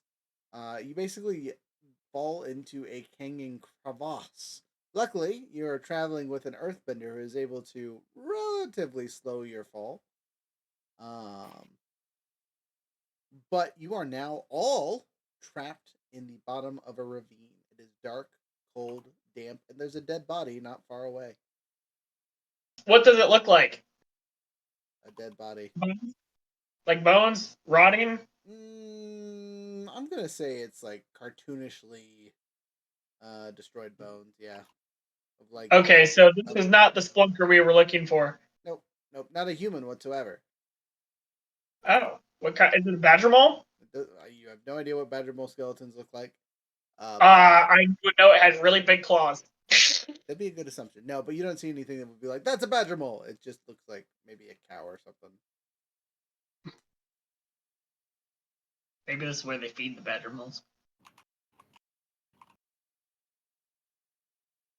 I don't think these count as walls, right? But if they do, I would like to break out of them. The ravine walls will not count as you being able to bash your way through a quarter mile of solid rock. Well, To be fair, can Quan make some holds for us to climb up? If Quan could see, he might be able to do that. Unfortunately, you guys. Oh, I can fix that part.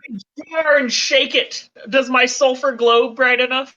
Actually, that's a very good point. The only person that you guys can see in the darkness currently is your handy dandy airbender who is covered in that stuff from earlier. Does my lotus glow Yes. brightly? Yes. Okay, now we see double. I have each in my. You guys have to remember Hold a that. flame. Okay, you can now see your firebender. Oh shit! He can see the fire. I was like, I make a torchlight in my hand. How much space do we have now? The fire's out going on. About 20 feet, probably in all directions. So not a ton of space, but you guys feel like something is following you. Like as in the ground is rumbling. But we fell. Yes. You said the lotus so was glowing, though. yeah. My question is on the walls can't hold me. It says smash your way through walls or other obstacles. If it was an icicle or something like that was in your way, sure. You are not moving a mountain with that ability. I am not asking to move a mountain. I'm asking to move whatever is trapping me. Nothing's trapping us. I thought we were We're in a ravine. That's different. I thought you gave us the trapped condition. No, I'm not giving you the trap condition. Okay. Um, Well, Quan, do you think you Yeah, could bend us yeah, a yeah. way out of here? wait. That's a If great it's idea. glowing, right, we need to be underground. Maybe there's a tunnel deeper. Is there a tunnel further out? The ravine seems to lead into several tunnels. I vote we go inside. We're Or, looking. since we're here, Yeah, might as well. okay. About the bones. Mhm. I know this is like kind of like no pun intended shot in the dark here. Is there any way that we can try to commune with the spirit? Well, if you had a legitimate airbender, it might be a thing, but you don't. Oh. What about airbending history? That's not going to help you connect with spirits. I feel like it should. It's- All right. Any tracks we could follow? Um, you rely on your skills and training to see if you can find anything that's worth following. Though I'll have to this, give that a shot. too bad you don't have your shear shoe with you. I got a 12, bruh. Oh. All right. Well, I'll rely on your skills and you training. know tracks real well. This place is heavily walked through. There are tracks literally everywhere going back and forth through these tunnels. But it's really hard to see what they are, as they seem to have like melded into the ground almost in some places, or been like Like completely covered in dirt and that kind of thing. your earthbending badger trash. I mean, have you guys seen what they look like? Gain new insight. Badger I moles, would like yes. an image. I would like an image. Somebody didn't watch the show. Look, they're only in like two scenes. Honestly, when did the show come out? 15 years ago or something? I will never remember something that happened 15 years ago. Look at how Oh, big these okay. bad boys are. They're huge. So like, They are huge. I don't know if you can see the people on top of them because my phone's not very big, but yeah, people are about the size of one of their claws. There's a big aminal. Yeah, yeah, Yeah, and you guys wanted to chase after them. the claws are people sized. Just to give you a reference for how like long they are. That does not inhibit me from wanting to chase them. So, you guys can travel around the ground some more. Your skills and training allow you to track these things really well, though. As you go deeper and deeper into the caves, it gets darker and darker to where the fire from your firebender seems to be working, but at the same time, it almost does not. And about 10 minutes into your journey, one of the back walls collapses behind you. Is there a Well, badger? guess we're not going that way. Say what? Is there a badger passing through? You don't know. The wall behind you just collapsed. Again, you guys have got this feeling like something is following you, and like if this was a horror movie, they just shut the door.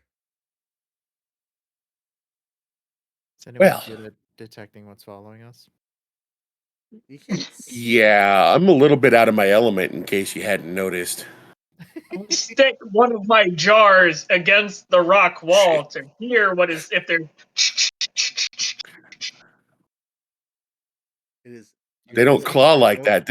They bend. It's still. Don't give. It's not necessarily quiet.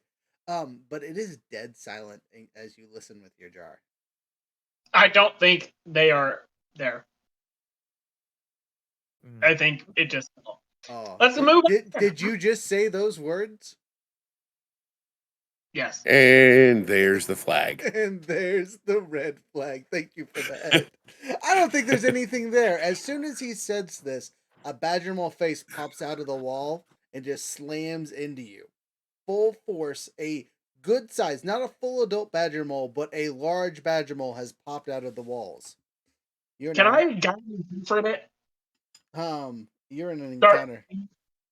encounter. You're in an encounter. So I don't. That doesn't mean violence necessarily, right? Um, Yes, this thing I is trying to think kill it. you. Yeah, like Is it there a could way roll that I can violence enough. pacify it? Like give it bread or something? Maybe, but you know the order of march. If you don't want to participate, don't. But just know. Oh, younger, since you triggered the flag, you're taking the stun condition off the bat, as you basically regain your balance and stand back up and all that fun stuff. Is there any way that, as a protector, I could catch that? Well, yes, because that's your boy. So no, what do you have for protecting him today? Because you were supposed to do some roll stuff for that. I didn't. Yeah, but even then, like my rolls are not combat particular. Okay. I mean, is there They're anything like that just allows you find to where he absorb his hits, kind of thing? if it's combat, I have defend and maneuver. I could divert, and I can retaliate and divert. It's a combo that I have, but I had Right. to roll for that. It doesn't seem like it's fair. Yeah. It's not like In a. terms of protector's burden, I know where Younger is if he goes missing. That's pretty much it. All right. So when the next Badger Bull grabs him by the butt and drags him into the hole, gotcha. That'll be helpful. Holy shit. Okay. Take a 10 plus without rolling on any move to defend or protect them. Oh. What the fuck? Okay, that's important. Yeah. I'm gonna roll. I haven't even rolled for the day for that. Got a 6 and a 6. Got a 12. Nice roll. Wow. Okay. So I would take a 10 plus without rolling on any move to defend or protect. Yeah, so can I do a 10 plus to divert and retaliate on Younger's behalf? So you only get to do one for this part. Oh, okay. Okay, so divert, of course. Okay. So, uh, you basically trade momentums with him. So again, he didn't really take any fatigue or anything. He just got bashed the hell back by the giant claw of doom. So Yeah, I'm instead trying of to catch the him stun. being stunned, you get stunned and bashed back 20 feet. So you'll be stunned this round. Your friend caught you and put you back into reality for a second there. So thank him later. So the enemies have chosen their move. It's your guys' turn. What are you doing? It's a giant or not giant, a young adult badger mole.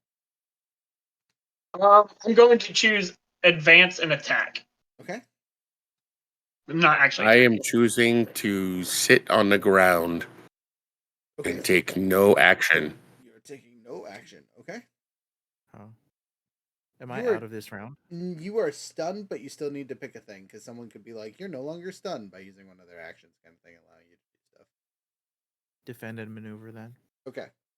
Well, a poor choice because now you get to go first. All right. So enemies flipping their thing. They are also defending and maneuvering. So the two defending and maneuvering to go first.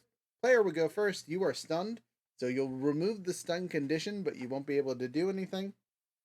Nice. Yep. I want to get it off me.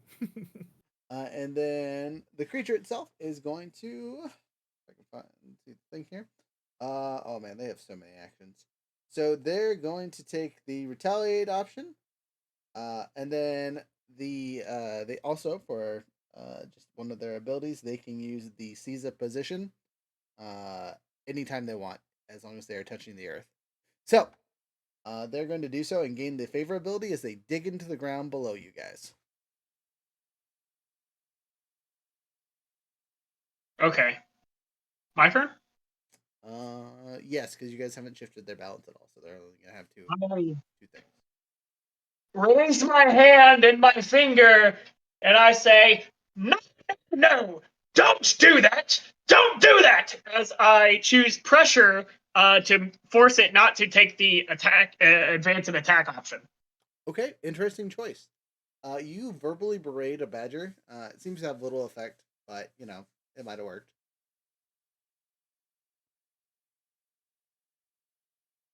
That's my turn. Okay. It's our third character who's literally doing nothing. He's chilling. He is outside of engagement, so I'm just gonna pull him off. So Tungzar, you are not fighting currently, so I'm just gonna ignore you. It is the end of the combat encounter. Would you guys like to do anything special, or would you like to continue engaging this creature that is trying to murder you? If there's a way to get it to calm down, I would like to pursue that option. Well, that's on you guys. You guys are the ones telling me how you're fighting this thing. Remember, you guys are coordinating the scenes. I am just having the creatures react to it. Okay, Okay. so you guys are continuing the encounter. I have Yes. drawn the creature's card. Maybe, perhaps. There it is. Now you guys need to pick what you're doing. Tungzar, are you Okay. continuing to stay out of engagement? Yes, I'm trying to not pose a threat in hopes that they will calm down. Okay. It I'm gonna cannot tell advance him. I'm gonna tell him. You just look like free food.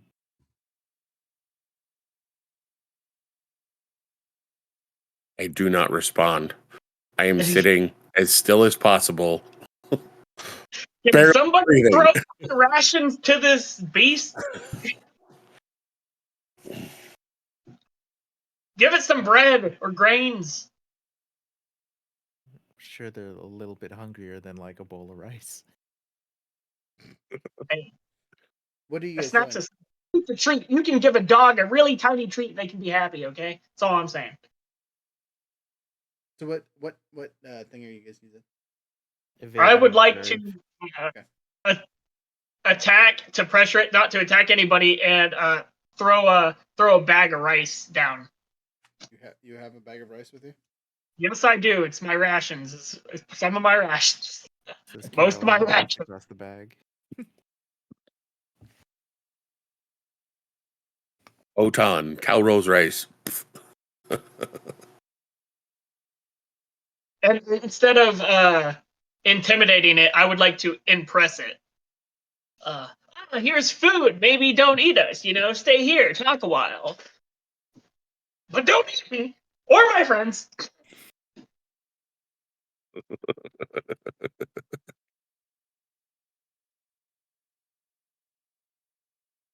Hmm. Interesting. So flippy flop, sorry. They're also defending and maneuvering again since they can't attack. Good job on the pressure. I'm gonna continue to pressure every round until the end of this. Oh, Okay. good to know. We can make a combo out of this. Let's see here. So, what is the favorite thing? So that doesn't matter because they can still use the favored uh condition that they had before and make an attack. So, um, they are going to attack the man that berated them verbally. They can't because they cannot choose that approach. It doesn't matter. It simply says they can't choose the approach. You are So they can still do the action, but they can't choose any of the attacking. you choose one additional basic or master technique in the next exchange, even on a miss. It's not a miss. Correct. And they don't actually roll for things.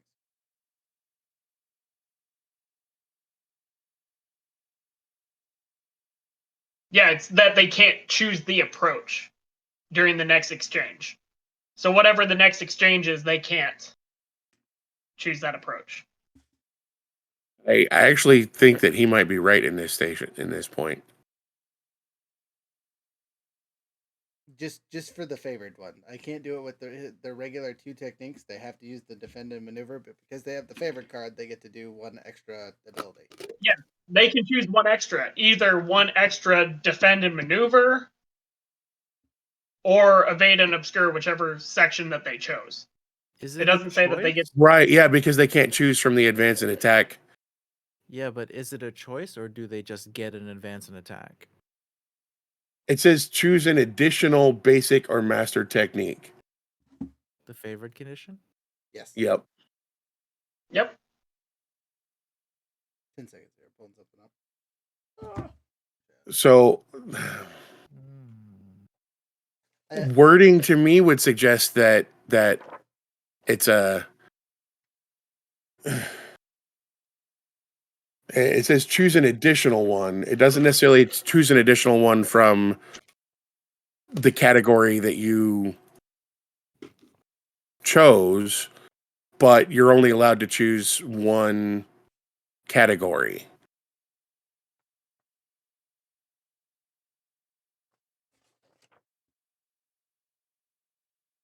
Sorry, I'm looking at their spending techniques to make Right. sure So a better fit one if that will also appease younger. I will do my best to do so because it makes sense. It would be kind of shitty to just sidestep his ability here.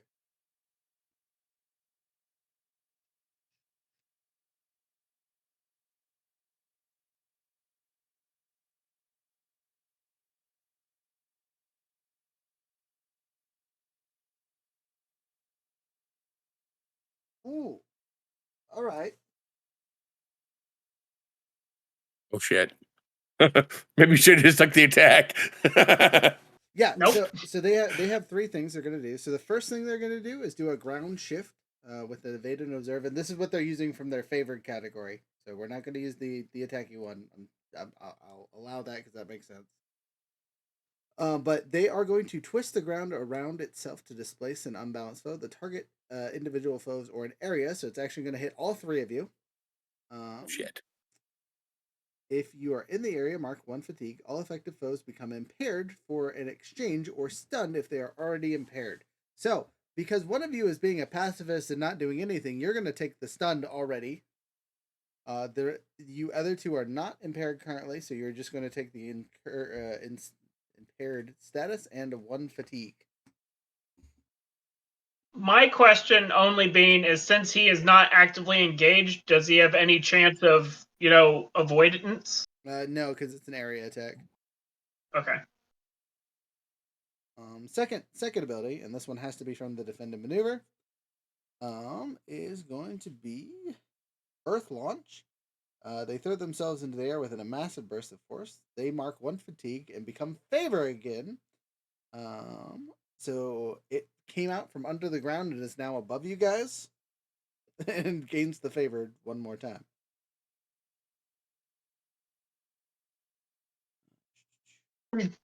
So I understand what you're saying, but is this cavern big enough for it to be in the air? It's more like it's standing on the roof now. Okay. And then you guys are going to worry about that. I'm trying to find it. Forget. All right, so it's going to mark another fatigue to raise a stone shield.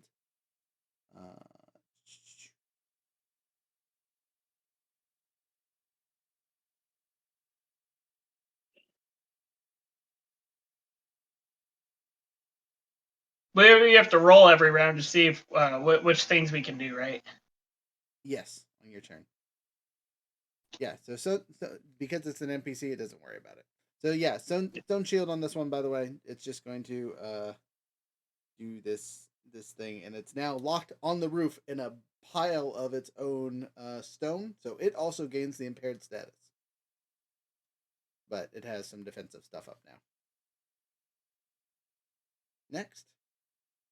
it gave itself the impaired status? Yes, when Earthbenders use this stone shield, they gain the impaired status, or anyone who's protected by it. Basically, because it's hard to move inside the shield because it's stone walls on the outside of you. That's all it can do. Reactions.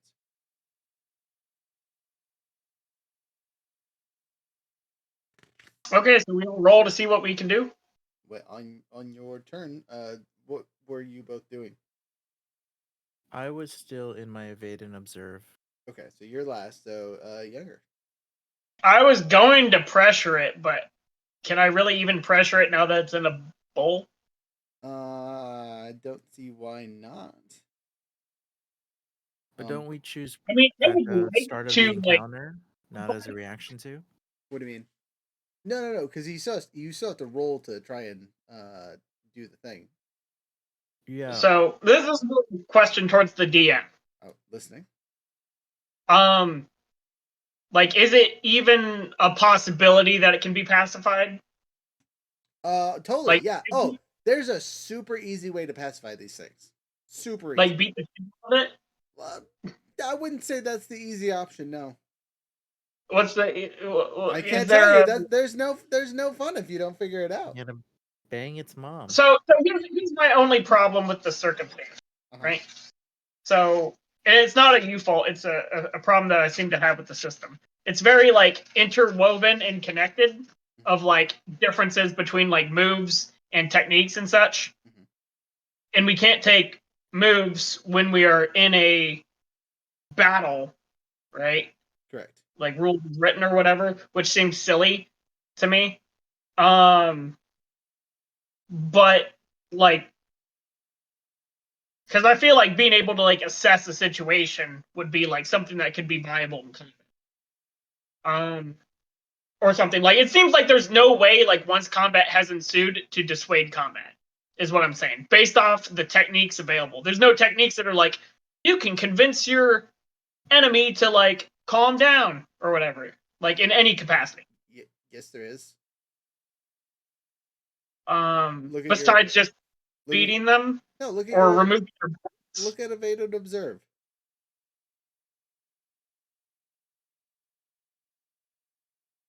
Yeah, like so test balance. That'd be one, yeah, for sure.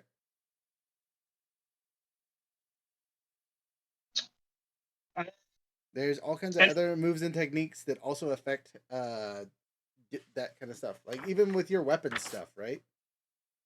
You could pick something up. There's also the universal techniques that you guys can pick up that literally everyone can commandeer. Test bounce, bolster, hinder, commit.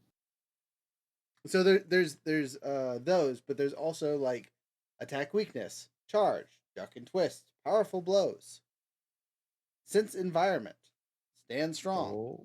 Those are ones that literally everyone can do. There's also group techniques that you can pick up on the pages. They are Appendix A and page 280 and 281. Those are not on my character sheet. No, okay, yeah, they're in the book itself, and there's also group techniques, but I think that's more for like for NPCs getting abilities. okay, well I guess I'll choose evade and observe then. You've already picked it. Okay. You're attacking this round. Next round you can do evade and observe. I thought it was the beginning of the new round. No. He storied the Badger's turn. Okay. Badger was the Got first / second, and our ally was actually supposed to go first because he also did defend and evade.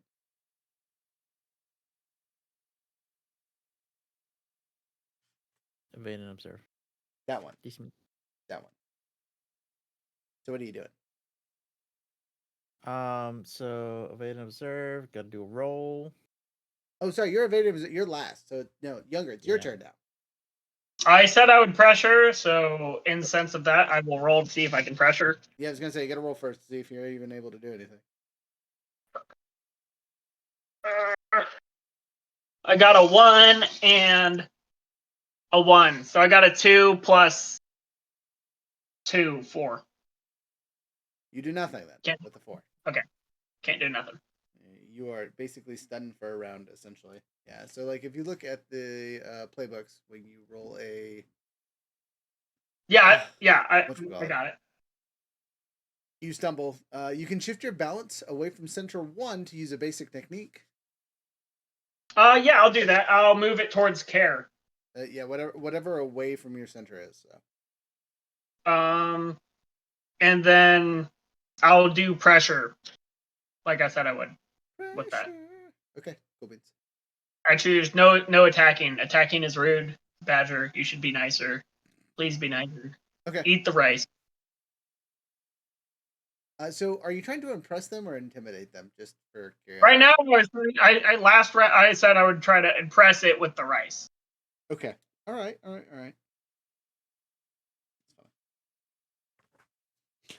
Anyway, sorry. So, pew. Evade and observe. You gain 1 fatigue back. Yay! And now it's your turn. You are currently impaired. Oh, by the way, impaired person.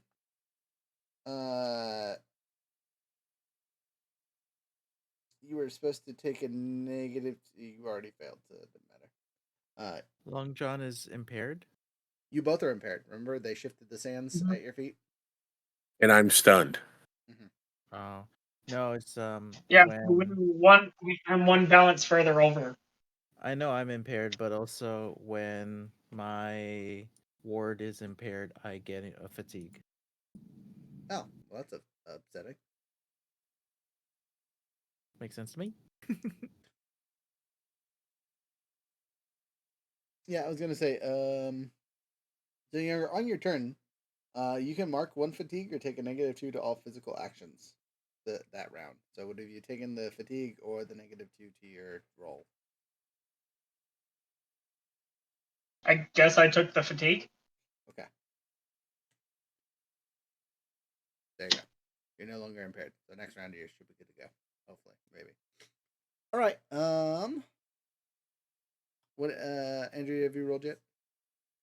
You also got have an to. 8. Are you taking the fatigue or the -2 to your physical stuff? Sorry, I get a -2 fatigue. Was it? So from impaired, you either take a fatigue to get rid of it, or you take a -2 to all your physical stuff this round. Okay. So like whatever Because was I the have random. evade and observe, do I clear one fatigue? At the start of the round, yes. Is that's next round? This round? This round. At the Okay, start, so can I take? when you take evade and fatigue at the start of when we say hey, it's your turn, you lose a fatigue from there. Hmm. Okay, so So I'm if not doing any clearing now. you should have already cleared one, yes. Oh, but I didn't have it prior. I Well, got it. if you would have got one from Younger's character taking the impaired earlier, you should have had one, so now you should be fine. Cool. And then Cool. So I'll you clear get to that. choose. Do you want to take one more, or do you want to take a -2 to all your rolls? I'll pick up the fatigue. Okay. I You are can't no longer afford the impaired. -2 to the rolls. Yeah. And Okay, then you on the said you evade rolled an 8, observe, right? I rolled an 8. Okay, so you get one mastered or one basic. Right. I would do test balance on the Okie evade dokie. observe. So you mark another fatigue. Yep. So what is the big giant badger mole's mother effing thing? Let me go to my page here that tells me all about them. Hunger Who runs your school? Who runs your school? Which superintendent do I need to contact? You're fired. I have a union. You can't fire me. I fire you all on Facebook. Hunger. Hunger is one of its motivations. Oh, well then it should be at disadvantage against my rice balls. If it was eating them. No, it wasn't. You didn't say it. Instead, shift their balance away from center by questioning or challenging beliefs or perspective. Now that I know this principle, can I let the rest of the party know that? Yeah, Or sure. is it just information? Oh, yeah. So, I mean, everyone was kind of acting in that way, but now they know that it's supported. Okay. That's it for me. Next. Do you guys wish to continue this, or would you like to switch out of engagement and try and run or escape or something like that? There's no place to escape to. The door's locked, right? the ground is shut in around you, yes. But I mean, come on, you're an earthbender. You could move rock, right? I don't know if you could move it as fast as a badger mole, but you can move it. God damn it. You should open up my bag of food and make it. Look how tasty it is. Yeah, I think I plant my feet. and stay in the combat. Okay. Younger?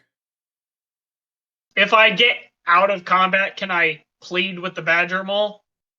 You get out of no, because you won't be engaged with it. Right? Is pleading But with the badger mole the same as test balance? I mean, essentially out of combat, yeah. But again, then this I will. so so because there are multiple targets, Younger, you are able to escape combat, right, and get out of the thing. But because there's Yeah. two people still fighting each other, essentially, right, you Mhm. can't like try and talk it down when it is still focused on trying to murder somebody.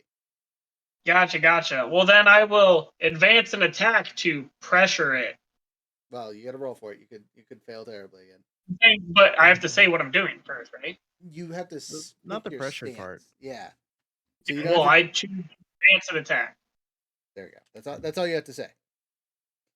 I've already got done there. So, Quan, what are you doing? Also, Stun Boy, you are no longer stunned. So you can enter the combat or you can stay out of it if you would like. If I stay out of it, can I still like throw food? Again, you're kind of in the same boat as what Younger just asked. Like, it's trying to deal with someone who is, engaged with it, or two people at this point. So, no. Like, you can do those things. Will they do anything? No. Like, if that's what your character is doing, you can tell me that's what they're doing, but it might not have any consequences until you guys reach a certain threshold or But something. now that we know that its balance is based off hunger, could he evade and observe while testing balance and throwing food? I don't And see why that's how he's testing the balance. yes, if you decide to engage with it. Um, yeah, yeah. I guess I'll engage this round. Okay. And what is your stance here taking? Evade and observe, I guess. Okay. And Andrew? Yeah, I think we all collectively don't want to hurt the badger moles. Okay. So I think we all want to do evade and observe, and we all just want to talk them down, or whatever Okay. kind of thing. Yeah. Ironically, the badger mole is also evading and observing you guys. It has two regular actions currently because you guys haven't shifted its balance yet, and it has the favored condition still. Technically, I move first, don't I? Because I'm the advance and attack. Oh yes, yeah. Sorry. Right. I would Absolutely. like to attempt to pressure it so it doesn't attack in the future. All right, make your roll. That's a 3. That's a 5, and then that is with passion. That's Success. 8 on 10 total. Oh, Okay, at 10 total, it should be fine. What do you get extra Uh, for doing that one, actually? get two things, don't you? Yes. So you can do a couple things actually. You can do a learn technique. You can do one practice technique and you can do a learn technique and burn a fatigue. You could do one practice technique or two different basic or master techniques.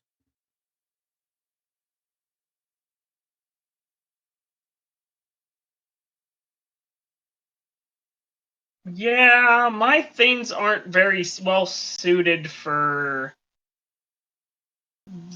that.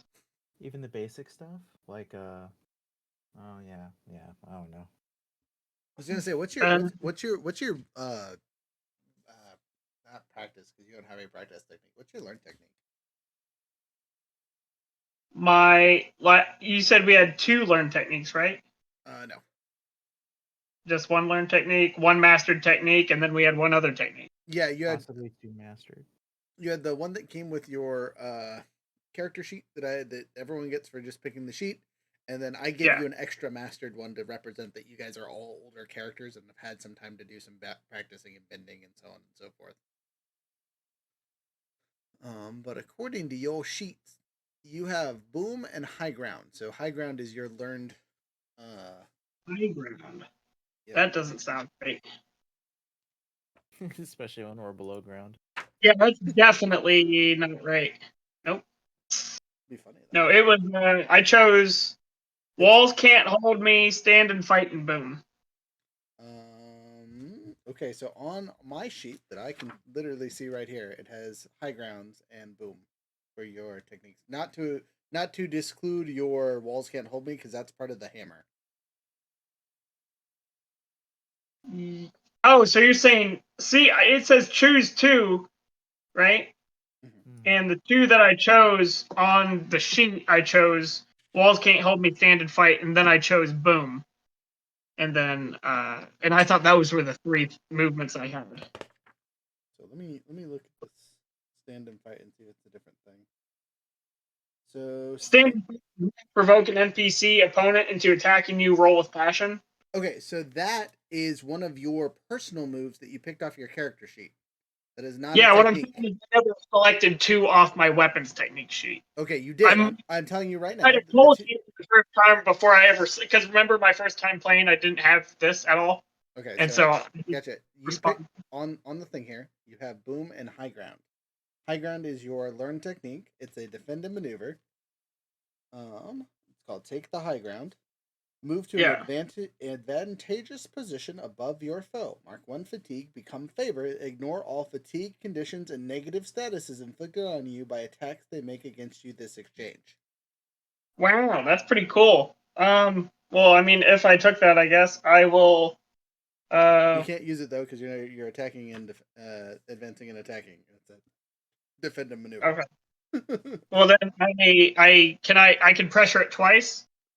You could pressure it twice. You could also I use your boom if you want to burn some fatigue. No, I want to pressure it not to defend and maneuver, and pressure it not to advance and attack. Okay, so it's only going to evade and observe. Yep. Okay. So is that? Sorry, I forget if that only affects this round or next round.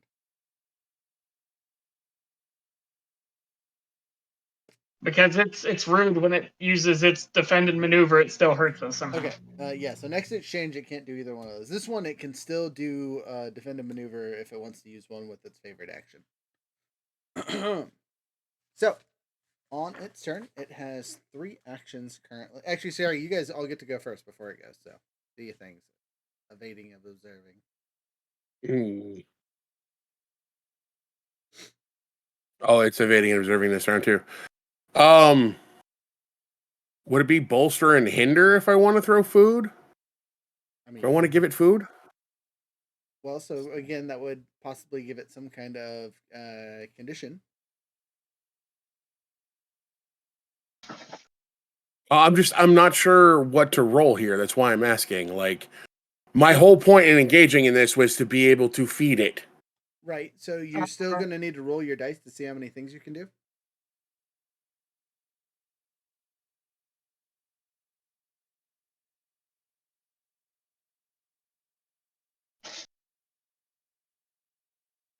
Six. Okay, so you can do nothing. That's a miss, yeah? Okay.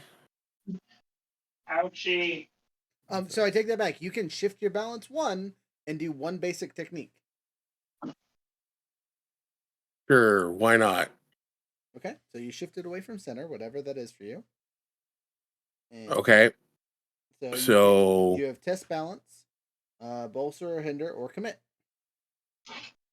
That's what I'm asking. Would it be bolster a hinder to give it food? Like, what would be the role here? So what are you trying to do to it? Trying to get it to stop attacking us by feeding it. What do you mean by the word roll? What do you mean? What? You're saying like a dice roll? Yes, like what? But there's no What? dice rolling anymore. That's not what I mean. So if you're trying to make it, Never mind. Just skip me. So are you trying to give it a status, or are you trying to shift its balance? Those are the 2 things you can do with what you have, or you could commit, which is recentering yourself amongst fray, which allows I you to commit. shift your balance. Okay, so you get to shift your balance to live up to a principle. Your choice. You pick, and then the next time you live up to that principle, you don't mark a fatigue. Okay, Andrew. I would Roll first. I mean, first I got to roll. Yeah. So I got to roll. 8 again, so 2 and a 6. Okay. So it's a hit. One technique. I'm not gonna go with any of the learned or the practiced master one's. Gonna go with the basic one. Okay. And just doubling down on the test balance. Okay. So since I know it's hungry, Okay. I'm gonna shift their balance away from the center by questioning or challenging their beliefs or perspective. Okay. I assume you're just gonna point at the bag of food that one of the other characters threw down last round. Right. Don't That Right. Onjafei tossed rice and just be like, if you're hungry, that is food. Maybe it's unclear that a bag has food in it. And then so here's the thing, right? I don't know what the other side of the balance tree is, the principal tree is. All I know is one side is hunger. Do you tell me, because I'm doing test balance, do you tell me which way it goes? It goes to way the whichever one you call out. So if it's hungry, you're pushing towards hungry. Like, Also, just as a yeah, note because I for don't even know the other one. just as a note for NPCs, they generally only, unless they are like a Avatar esque character that has a major character, they're only gonna have one sided. One principal? Yeah, Oh, well, that makes things way more obvious. Okay, cool. yeah. So unless you're And like when you fight Bo or if you fight his nephew or something, they'll have two sides that you can conflict with. But ah, this Yahoo here or random Yahoos that you're fighting in the streets and whatnot, they're only gonna have money. that got it. they Okay. follow out. They also will have drives, right? But that's just like basically why their character's doing what they're doing, not necessarily anything to do with the conflict themselves. Okay. And so, like, pushing it down towards the principal means making it act towards being hungry. Yeah, more or less. Okay. So yeah, that's what I do.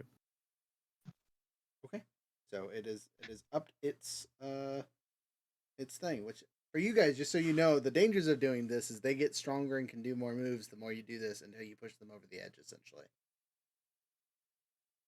Wow. What? Yeah, Uh, yeah, it's really weird. frustrating the shit out of this thing.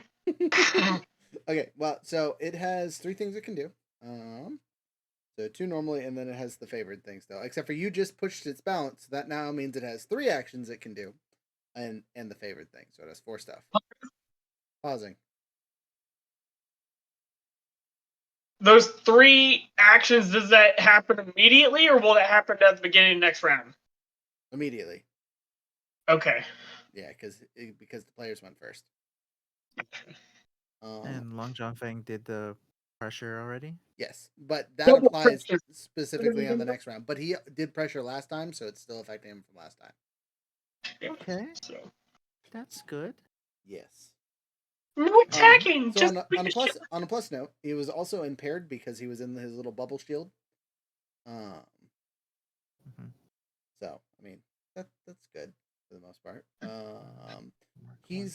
It's gonna take one less action, so everything kind of balances out to be like normal. Yeah, it's gonna take out its favorite, so it's only gonna be able to do its three things in the evade and whatnot. But that does include its earthbending techniques. hug me. I'm scared.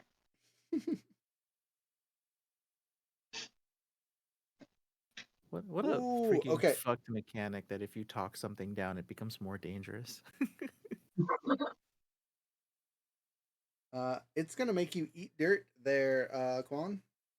Shit. So, Okay. you But lose I'm your already footing. impaired. You gonna double me impaired? Yeah. What the fuck is double impaired? Fine, impair me. I don't give a shit. I wasn't going anywhere anyway. So you already spent your impaired, so this is a new impaired. You're impaired again. Okay. You guys are restricting its attacking. It's restricting you guys doing anything else. Also, I if you step get out of a a pile of shit and step into a new fresh pile of shit. yeah, the thing is, if you're already impaired, it can also just trap you. Which is exactly what it's gonna do. It's gonna hit you with this eat dirt three times. So it's gonna burn all of its actions to just bury you under rubble. Must be nice. My eat dirt doesn't say that. Does it not? No, it does not. I'm just gonna say because you're getting the same effect 3 separate times. You're now trapped, Okay. not doomed, just trapped. Okay. I feel like there's an easy way to get Am out of I that. impaired and trapped, or do I remove the impaired? No more impaired. Now you are just trapped. Okay. Just tarped. Got it.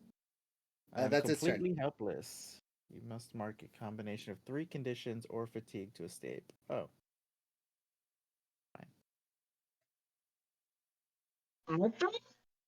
Its turn. That's all it can do. It literally used all 3 of its actions to trap somebody.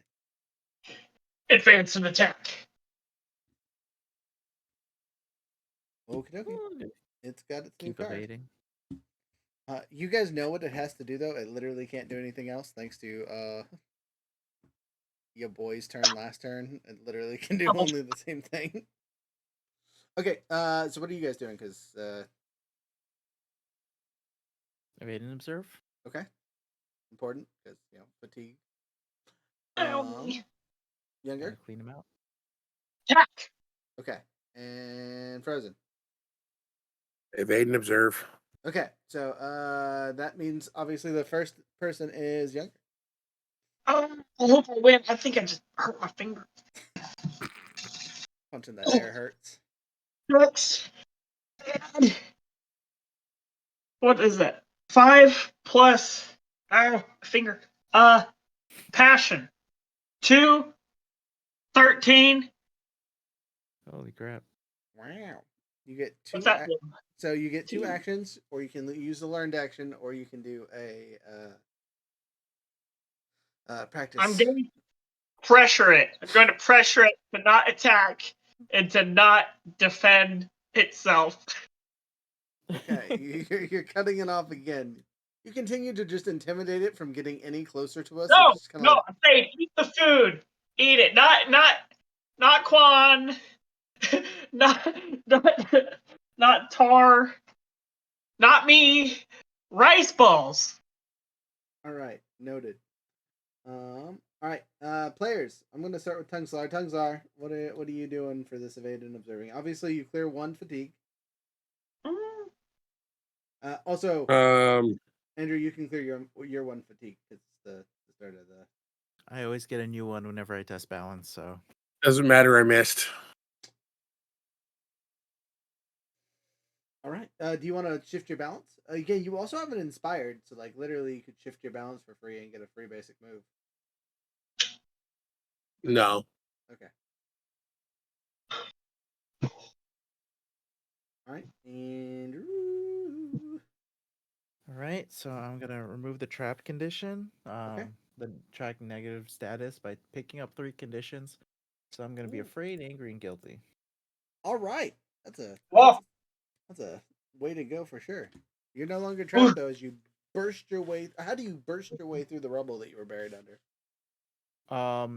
If my conditions are afraid, angry, and guilty, I will do so as a trauma response. in in a panic and in a flurry, I will push all these rocks off of me and feel guilty that I was out of the action for a while. I was an earthbender that can stop rocks. It was an earthbender and rocks fell on me. No. Okay. Rocks fall, we all die. Must be D&D. No, just a badger. Just a badger. But then oh shit. I rolled my evade and observe with the creativity there, and I got a 5. I missed. Dang. I missed. You guys are having it rough right now. Wait, No, can't but you I can mark a shift my fatigue? balance, right? It's not. You can shift your balance, and again, you all have the inspired. So basically, you have a free time to just be like, I'm not actually shifting my balance. Would you like to burn that now? Okay. I'm gonna do that so I could do my 3rd test balance. Woo! And make this badger mole clearly the most lethal version of it of all time. It's now at +2. Congratulations. It's even It hungrier. It's should be almost thanking me it's for me almost leveling it hungry up. enough to eat the rice and not you guys. Bullshit, but okay.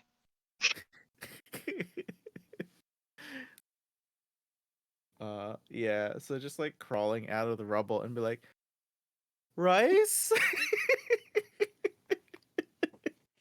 Badger mole.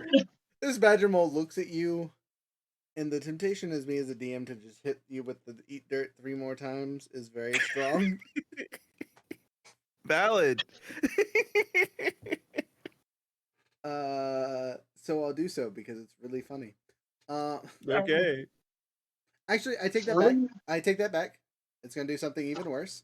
It's going to hit both you and Younger with Eat Dirt, which will impair both of you. Is there a way for me to like defend against this in any way? Literally no. So whack. Got it. It also makes you unable to choose the defend and maneuver next exchange. Well, that's cute. Just isn't. Not, you guys are Um, observing and evading, so it really doesn't matter too much. But whatever. What is defense? But wait, So, there's more. yeah. It's then going to shift the ground under your feet, and since you guys are already impaired, you're now stunned. So none of us can do anything for like a turn. Correct. Well, your handy Just like- dandy. I would. I was gonna say, Frozen's good. He's just impaired. Impaired, be stunned, and because Long John is stunned, I pick up another 50. So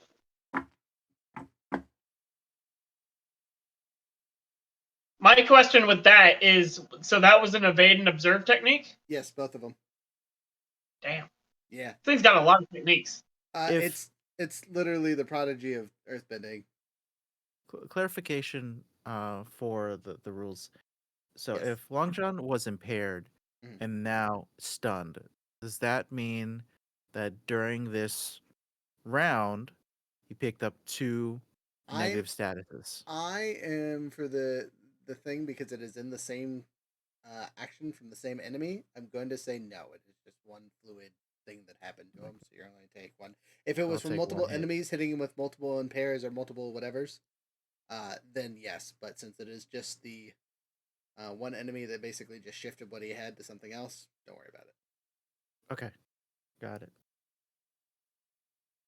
Yeah, because it's really, honestly, a terrible combo. Like, I'm picking him up. I got 2 fatigues, I got 3 conditions, and I got a negative status. I'm running the gambit, but that's what my character's for. I'm here to get hit. How do I break Alright. status? You guys know what the enemy has to do, so what are you guys doing? It has to defend and observe because someone over here just keeps pressuring it. Actually, yeah. Evade and observe. Eat the rice. I'm stunned. I don't think I get a choice, right? You still get to choose, remember, because someone else could remove it on you. Uh-huh. Not that necessarily any of you guys could, but maybe.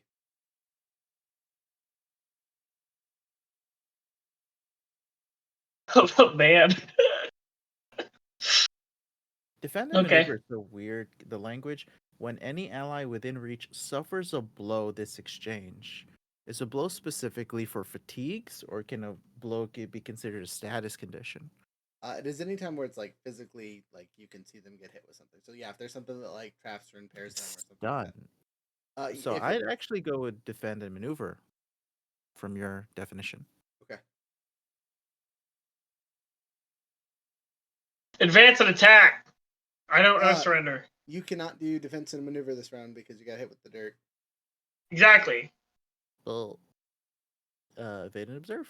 Okay, you can do that. So all the heroes are like, we're dodging, right? You're dodging too? Or are you attacking? No. Advance and attack. Okay, you continue. You're first. I said what I was going to do at the start. I know, but you got to roll for it still. Same. Oof, probably 1. It's not favored anymore, and it doesn't have its shield wall up. This is a note. +2. Wow, I actually got it. I was worried with the 1. 6 plus 1 is 7. Plus 2 is 9. Not 7. Okay. So 9. with the 9, you get 1 basic or mastered technique. No attacking. Attacking is rude. Eat the food. All right, you continue to tell it not to attack you. You're just a loud dude in the corners. Ah, brah, brah, brah, brah, brah. The firebender's holding up flame above his head so he can see. And you're Stop just it. Bad. stop it. Bad, bad. Oh, wait. I have a sound. I have a You sound for this. dirty motherfucker, start eating the rice. Damn it. Please.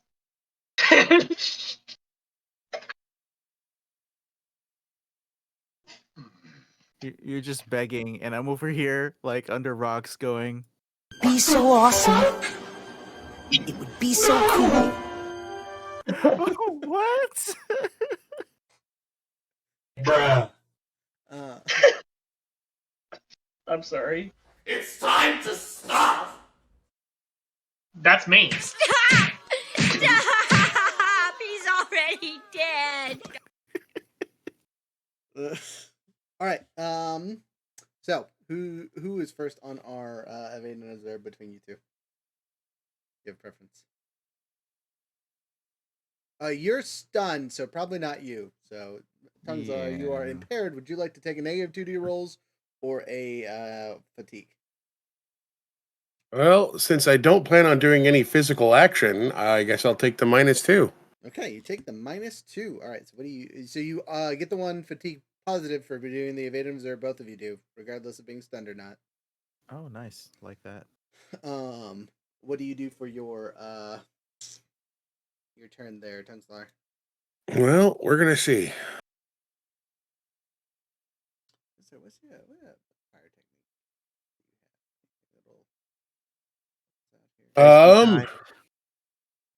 So I'm attempting to test balance. I rolled a 6, but because of what I'm doing, I can also burn my prepared.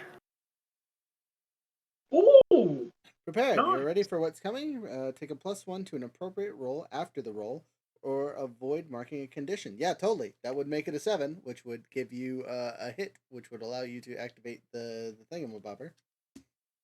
Okay, so we're testing balance. Okay. And I'm taking all of the food and throwing it out there. Please eat food. See, you guys are just throwing food out there willy nilly, and some of it happens to like have some meat or something in there, and it is. You can see it just drooling as it's looking at the pile, but it is ravenous. It's now very strong.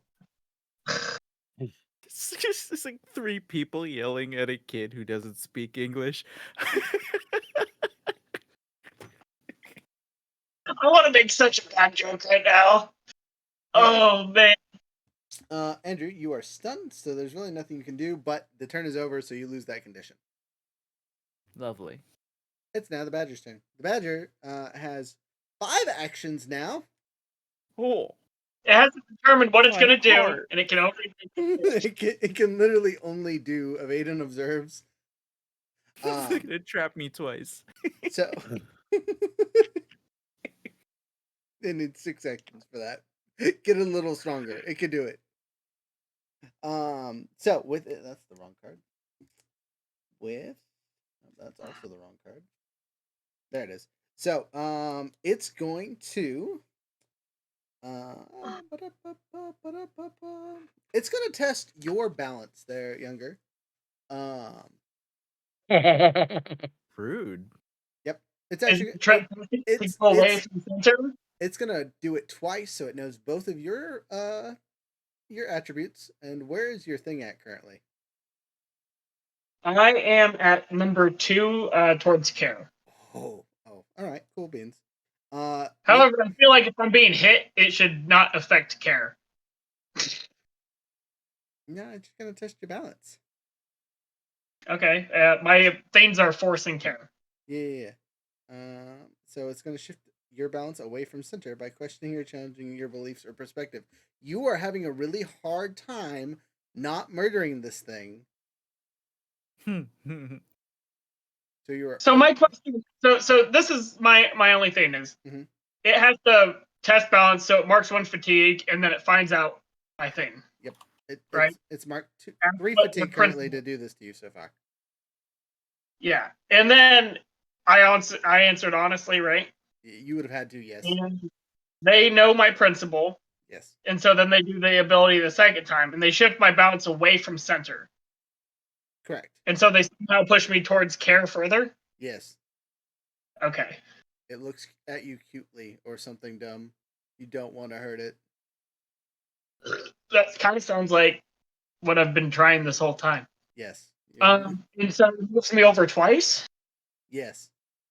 So I can't move over twice. So it breaks you. No. So I am broken towards care. Yeah. Oh no.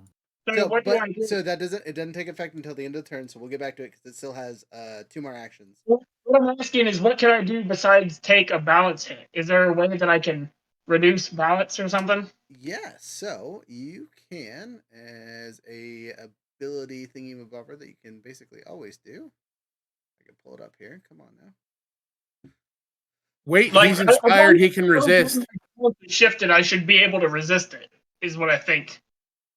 Yeah. So I'm getting there. Calm down. So there is a thing here that is resist shifting your balance. When you resist an NPC shifting your balance, roll. On a hit, you maintain your current balance in spite of their words or deeds. On a 10 plus, choose 2. On a 7 through 9, choose 1. Okay, so I have to roll to see if I can. So, what balance am I using for my support right now? Like, what am I using? Like, am I minus 2 right now, or am I plus 2? I'm going to say you are at plus 3 because it would have. Sorry. Well, it can't shift my balance. Sorry. It hasn't shifted your balance yet. Yeah. For after the first one, so it is a plus 2 with the care, or is it a minus? Which way is it shifting? It's shifting you towards care, right? Yes, shifting me further toward care. Yeah. So you should roll with the opposite. Because you want to, yeah, because they're making you care more, so you're rolling with force. So you have a -2 to your roll. That's unfortunate. I got a 2 and a 6. So, and that's Total of 6. yeah, because then I'm at -2. Okay, so on a miss, they know just what to say to throw you off balance. Mark a condition, and I shift you twice, so it didn't even have to use its second ability to shift you over too. What? Yeah, wait. He still has inspired. Yeah. He hasn't used his inspired yet. Right. So can I just not be moved any? Clear your inspired to shift your balance towards a principle of your choice. So basically, you can burn your inspired to say not broken, and then it's going to hit you with the other thing. Sure. Okay. All right. So you're at the max tier of care. So you're at the plus 3 and -3. Yeah. You can now resist to shift your balance again, and if you do, it'll like before. If you miss, you shift it too. If you succeed, right, you could clear a condition or mark a growth. You could shift your balance towards the opposite principle, or you could learn what their principle is if they have one, which you guys already know.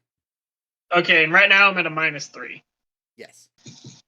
Okay. So, oh well, that's a good one. I got a 6 and 4 -3 is 7. Okay, so you get to choose one. You can clear a condition. You can shift your balance towards the opposite principle, or you can learn their principle. But again, you already know their principle, so it's really between the other two. So I'm But if you know their principle, you can move them one step down. Oh, so I can make it worse? Okay, yeah, I'll do that. So you take 1 forward against them, which means you get a +1 to one of your rolls against them. No, I'll reduce my thing because I'm at max, so I'll go back to 2. Okay, that works. If I can't do that. It's done looking cute in your direction and taking fatigue trying to look cute. You'd look a lot cuter if you eat the rice.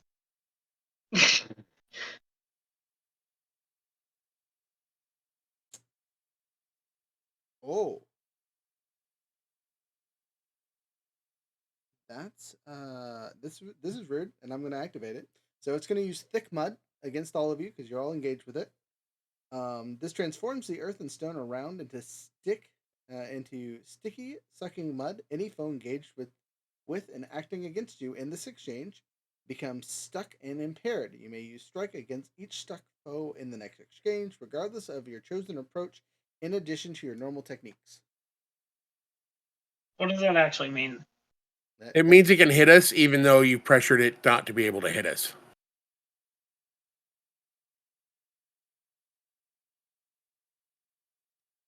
The calculating Is that what phase.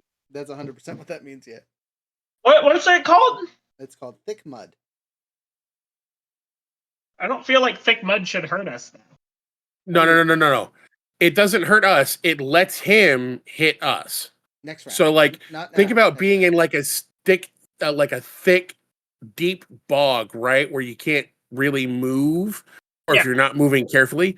That's what it's done. It's sunk us up to our knees in this super thick mud, and now no matter what whatever uh exchange thing it takes, it can take a free hit at each of us.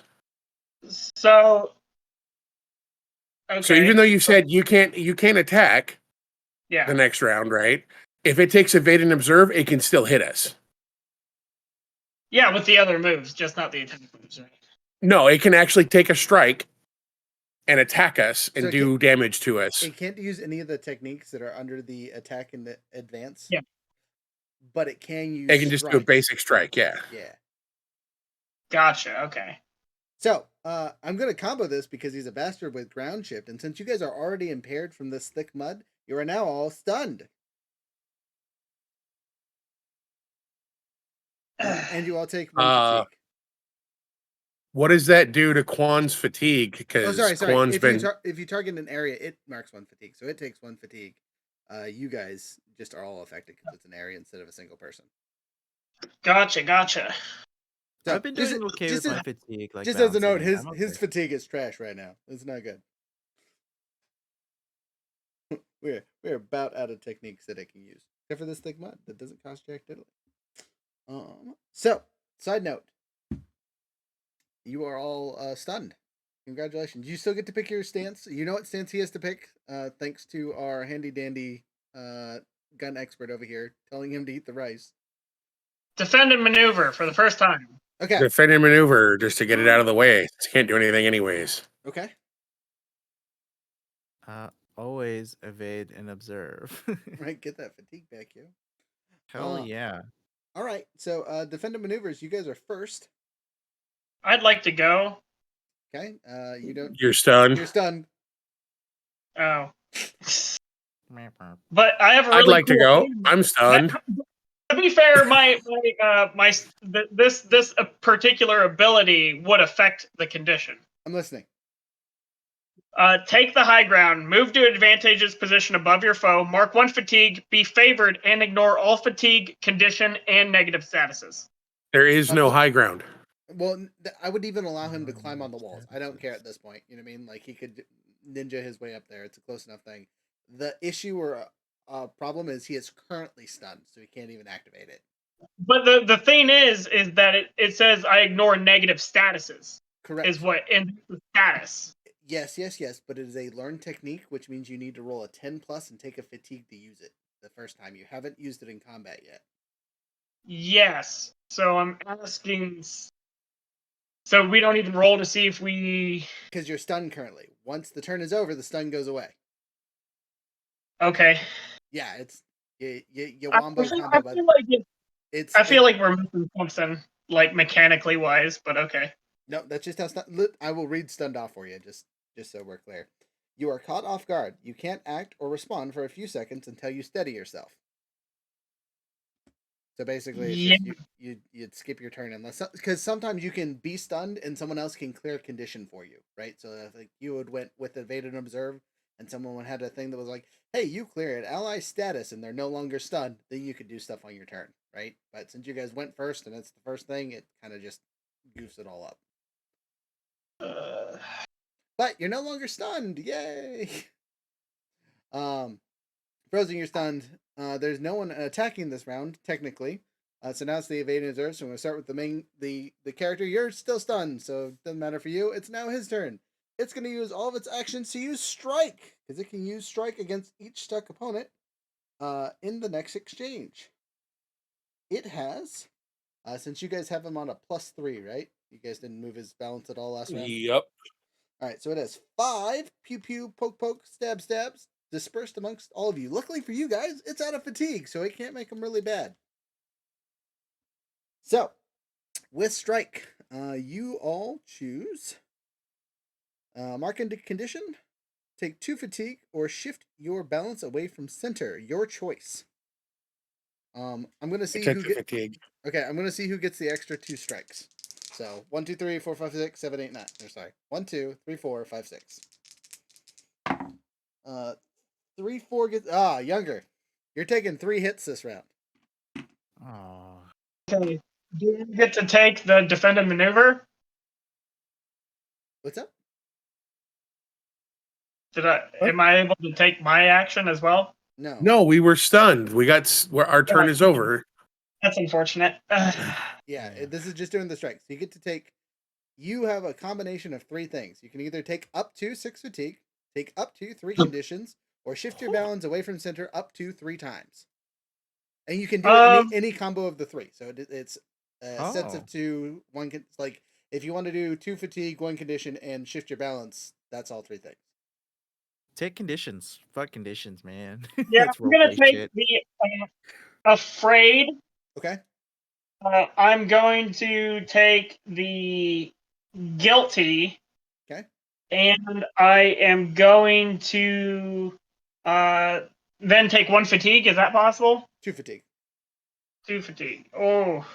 If you don't have enough fatigue to do it, you can't take the fatigue. You have to take a condition. Well, then we'll take angry. Okay. How are you looking fatigue condition wise? I have 2 fatigue and 3 conditions. Oof, that's rough. Okay, over at Andrew. Andrew, you get to pick between those 3 options. And I have to take how many points? 2 fatigue. It's 2 1 fatigue, condition, choose a condition, or shift your balance away from center. Happily take 2 fatigue. Okay. King, you had 2 fatigue to spend at this point? I've been running evade and observe Perfect. for a long time, Yes, you and have. I've been stunned 3 times, so I'm clean. Gucci. I'm Got fully it. clean. You're good. All right, I'm for it. And down at Tungslar, what are you doing? What do you mean? What am I doing? Which of the 3 are you taking? Oh, I already said I took the 2 fatigue. Okay, sorry, I missed that. So, all right, that's its turn. It's the top of the order. You guys are able to do things. You still feeling like fighting this thing? Yep, defend and maneuver. Okay. You're gonna do defend and maneuver? What are you thinking to do with defend and maneuver? I am going to take the high ground and ignore everything for an entire encounter. But remember, you Okay. have to roll a 10+ to even use that the first time, and take a fatigue. Do you have a fatigue to spend? I have to roll a 10? A 10? Yeah, because it's a learned technique, which means you know about it, but you've never tried it in combat. But if you pull it off, it becomes a practice technique. Which then anytime you roll above a 10, you can use without having to burn the extra fatigue for it. As a Do I protector, risk it? I mean, yeah, you can wait till you roll. You don't have to tell me what you're doing to start. I just need your stance. yeah. Well, as a protector, Mhm. I would like to do defend and maneuver to do divert and hopefully to retaliate so I could catch damage for you guys to Okay. free you up. Okay, to be more aggressive. All right, and Frozen? Well, I'm no, it's a going conversation. to. I'm not like planting my feet. I'm asking. I think it's a good What are idea. you doing? I'm going to evade and observe. And you're gonna hit the test and We're so close to setting this thing's balance Yup. on. you're gonna test balance. That's perfect. And younger, can you do test balance? I can, it's just that's the end of the round and I'm almost dead. He wants As to do well. the defend I'm and trying maneuver. I to think it'll be catch the fine. hit for you. Okay, yeah. If you can catch the hit for me, I'll risk testing balance. Okay. I'm gonna put it. Okay. So you guys good? So we got a defend a maneuver and 2 evades. Yeah. Okay. So the enemy is doing an attack and attack and advance because no one pressured him for once. Nice. Which means it is now the defendy boy. Roll your dice. I take the 10 plus from my first roll, from Okay. my roll at the top of the game thing. So Okay. I will do divert. Okay. Step into the way of blows intended for allies. When any ally within reach suffers a blow this exchange, you can suffer it for them. If you Okay. also use retaliate this exchange, you an additional 1 fatigue each time. So I also pick up the retaliate. The Okay. 2 master. You take Master both and of- basic. Perfect. Perfect. I believe I already have All this right number. then. It's its turn. It has 5 things to go through.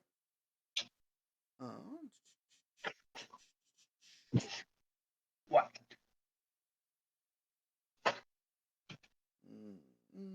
Okay, none of you have any statuses, so really the best thing it can do is techniques, and it's smashy smash.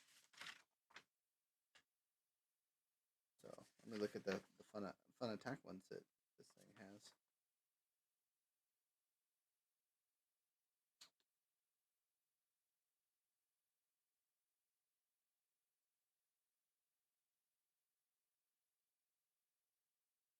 All right, so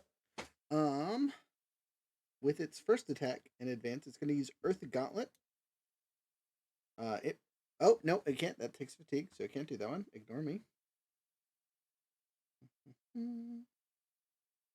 Nope, can't do that one.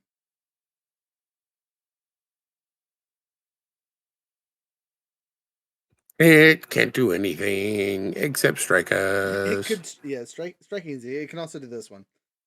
So it's going to use 3 Earth columns. So all 3 of you are going to get hit with Earth columns, which pins a foe with a column Earth. Inflict impaired on a single combatant. If they are already impaired, inflict trapped. If they are already trapped, inflict doomed. So all 3 of you are impaired as Earth columns smash into your body. Does that activate your retaliate stiffs? So language says the step into the way of blows. Blows is plural. Okay. How many can I take? I'm pretty sure it's one I think because it's for the what. So you could take both of these rock columns for your ally because one is So targeted at I'll take. you. Uh-huh. Okay, so you are now I'll trapped. take. Then. I'll take. Yeah. So I'll take. Long John Fang's one because he's the one who's suffering the most. Okay. Okay. So I'll pick up trapped. When any ally within reach. If you also use retaliate, this is an additional 1 fatigue each time. So if I catch 2, do I do 2 fatigues to it? Is it anytime you get a condition you can do a fatigue to it? If you use retaliate this exchange, deal an additional 1 fatigue each time. It says each time. Mm-hmm. Okay. But So I what assume does 2. retaliate activate? That's what I'm asking. Does retaliate activate on only when they get fatigue, or only when they gain a position, or what? When does it activate? Each time a Each time foe a foe inflicts inflicts fatigue, condition, or a shifts condition or balance. shifts your balance. Okay, so Inflict one condition. fatigue That's on the the foe. important part. Okay, so Yeah. but Both is it times. and it's for you, right? Steal yourself Yeah. for each time a foe inflicts fatigue, a condition, or shifts your balance in this exchange. Inflict 1 fatigue on that foe, in combination with divert, Perfect. which takes hits Okay. from other people. Yeah. So it takes 2 fatigue essentially from the 2 things. And yeah, because you could only take it for 1, and that's only for you. Okay, cool. So it takes 2 fatigue. It doesn't have fatigue, so you do 2 conditions to this thing. Okay. Do I get to pick them? No, but Okay, that's fair. It's guilty. It feels guilty because it's food on the ground. it might be a little afraid of you screaming loudly, deflecting its rock columns. It's insecure. It's insecure because it doesn't speak English. Okay, for you other 2, it still has 2 more rolls, so I'm going to see who it hits randomly. Same thing with the dice before. So just as a note for our man that just took both of those blows, you might get doomed. Okay, well, no, Younger's now trapped. I'm trapped. I haven't even been hit Yeah. yet. Yeah, it fires 2 more rock columns off and hits you with an impaired, and then hits you again with the trap. So you are trapped, and your other ally is impaired. I'm okay hedging my bets on Tongsar. I believe in you. So now Okay, go- so let's do a escape. And there's the second red flag. Okay, so now it's our I turn. believe in green flags. it is your It's our turn. turn. Yep. Trapped. I'm gonna call from my trapped condition, right? to test its balance. The food is over there. Eat Okay. the food. I don't have to move to do that. You must mark a combination of 3 conditions or fatigue to escape. I don't want to escape. I'm not trying to escape. I'm just pointing. Okay. Yeah, Pointing but in- it says you're completely helpless. Like, you can't do anything. You're trapped. You have to clear the trap condition in order to do anything. Or someone has to clear it for you. Combination of I guess I'll mark 2 fatigue. Okay. Combination. And one more condition. Yeah. How you looking? You're gonna be insecure or troubled. I'm choosing insecure. And then I'm going to yell at it to test its balance. So I roll now. What is this? With creativity. Yeah, with creativity. I was gonna say you have to see if you can even do anything in your Come turn, I on, guess. 7. 4. 3 plus 1. 8. 8. Alright, you get one thing. So you're gonna test its balance? Yeah. Okay. You test its balance. It's now the strongest it could possibly be. It's in its final form. It's so hungry. It has no fatigue left, and it's got like one condition. You guys have maxed this creature out on all of its shit currently. Frozen. That makes it my turn. Yep. All right. And it's already attacked, so it can't do anything else this round. So yeah, don't worry about it retaliating.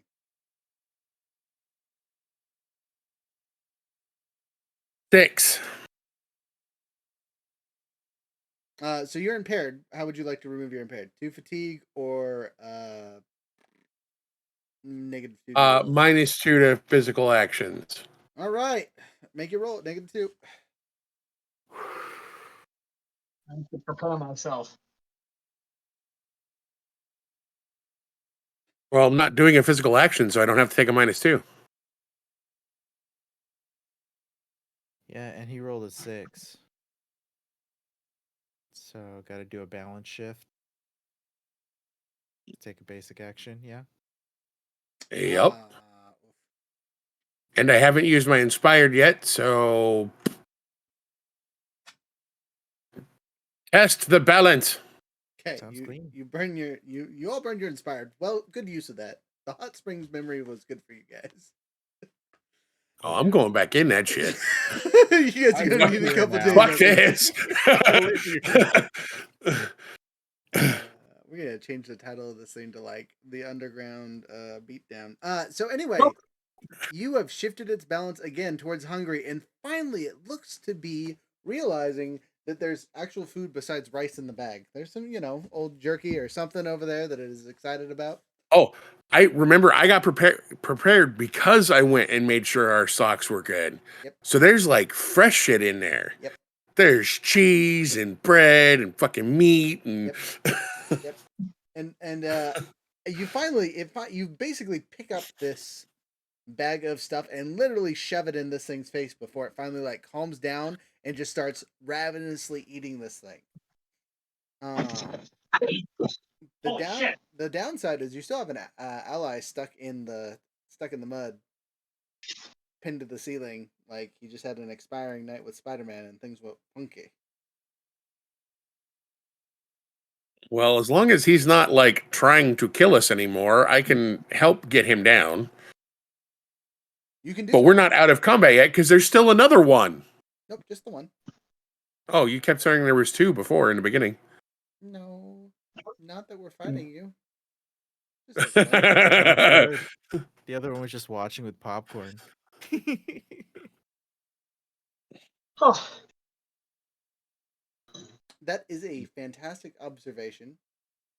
You can see at the edge of your firelight a much bigger uh, badger mole has honestly been watching this struggle the entire time, and it sees its small companion digging into the food finally, and it kind of waddles over and also starts consuming the foods.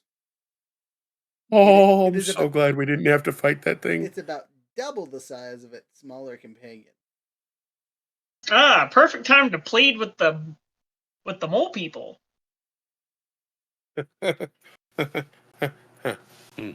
Yeah, I mean, I think we very much exercised restraint, and of course, pun intended, it exercised lots of restraints on us.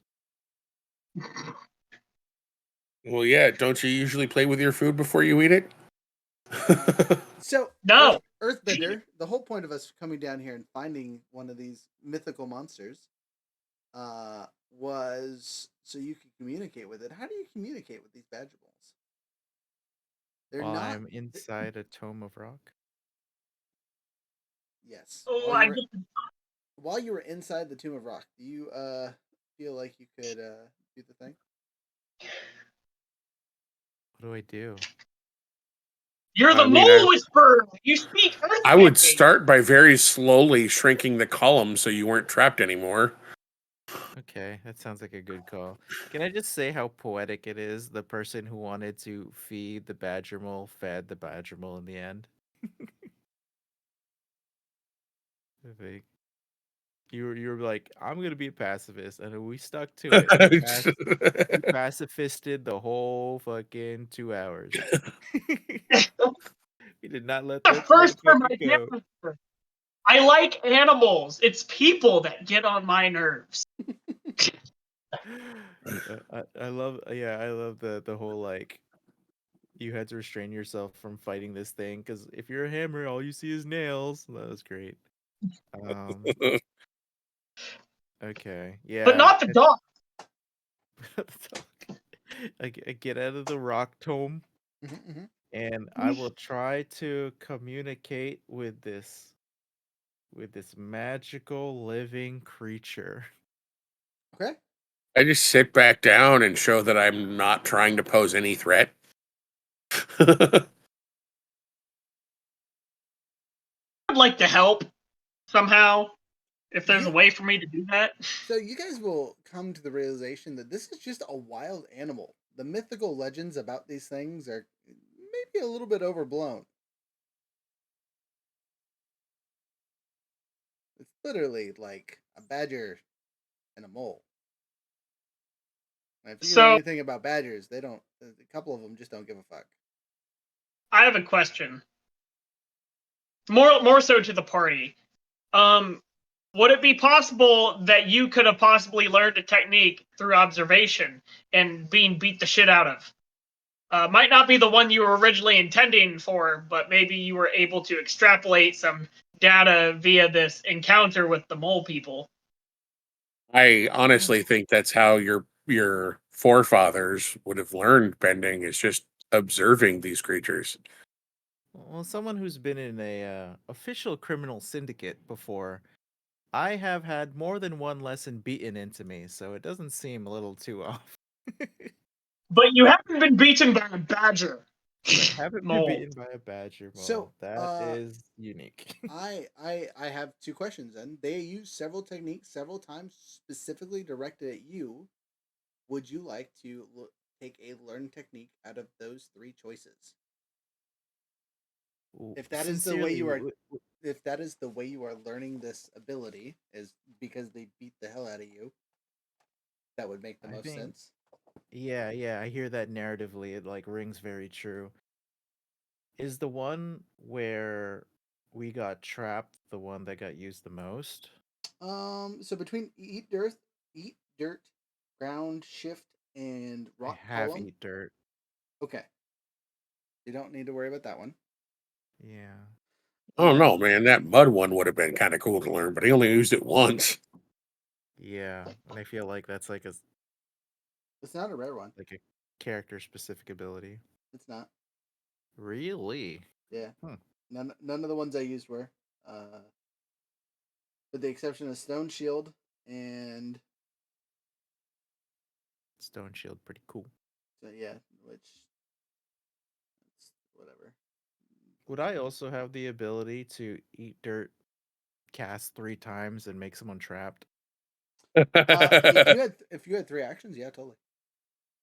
Basically, you triple stack the thing on it. Yeah, so if I went through 3 rounds, then eventually someone could get trapped. You have to stack the thing 3 times. So no, unless they're already impaired, kind of like the rock column ability where they already have the status already. Right, and it's super easy to get the impaired condition off, right? Yeah, at the start of their turn, they can do stuff, or their allies can affect them, or so on and so forth. Okay. That was cool though. That was really cool. So what was you said after eat dirt? What was the second thing you said? You could have ground shift, which is is an evade and observed condition where they twist the ground underneath you. You can target a single person, or you can take a fatigue and take an area, and all effective foes become impaired for that exchange, or stunned if they are already impaired. And then the rock column one is you pin a foe with a column of earth, inflicting the impaired condition on a single combatant. If they're already impaired, they are trapped. If they're already trapped, they become doomed. I like the second one a lot. The ground shift or the rock column? The ground shift. Okay. Can I get that? Yeah, sure. Oh, He do I used get it it enough on you at guys. learned, practiced, or mastered? So this will all be learned. Fair. It's fucking cool. Yeah, I love that. That's huge. Okay, you've acquired a new ability. Where's I got Zelda music. 10 seconds. Where's my voice mod? I have it too. New ability acquired. Ground shift. All right, so make sure to add that to your notes on the thing, so you know how ground shift. It's a learned technique.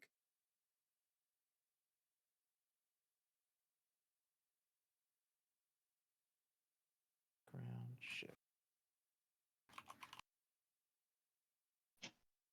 But as a side note, you could literally do eat dirt and then ground shift to activate the stunned, right? Or you could do eat dirt and then hit them with a rock column to trap them, and then if they don't get rid of their trapped, you hit them with it again, and they're in the doomed status. But If I you have to roll learn. over, if I roll a 10 or over, could I eat dirt twice?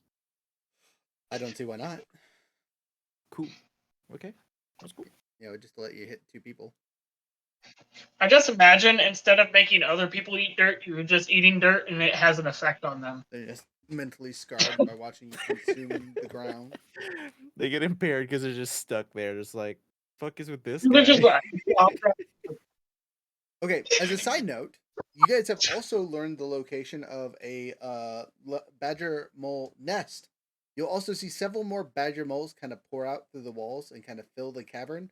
And you are now surrounded by these badger moles as they are seemingly happily eating the food that has been provided to them. And you can see them kindly giving each other affectionate licks, which is weird to watch because those are really big tongues.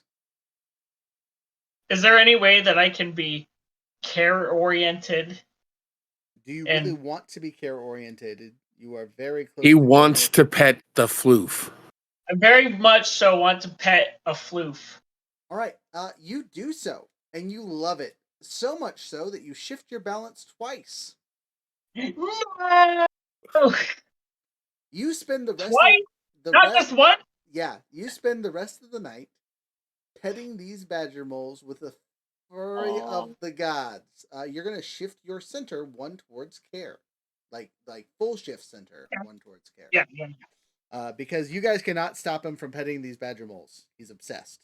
They're his new favorite thing. I said spend the want night? to go. No? Yes, he spends the night here petting badger moles. Yes. And the other 2 of us find comfortable positions on the rock and attempt to not fall asleep for fear of dying underneath badger moles. It's smart decision. Oh my gosh, I'm so happy.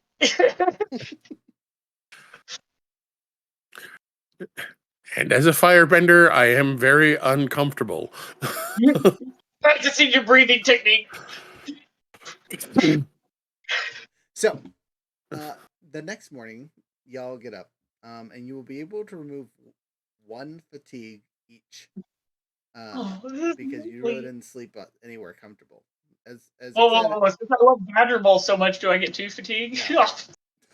No, What you about do the not. conditions? Do we have the conditions off? Let's see.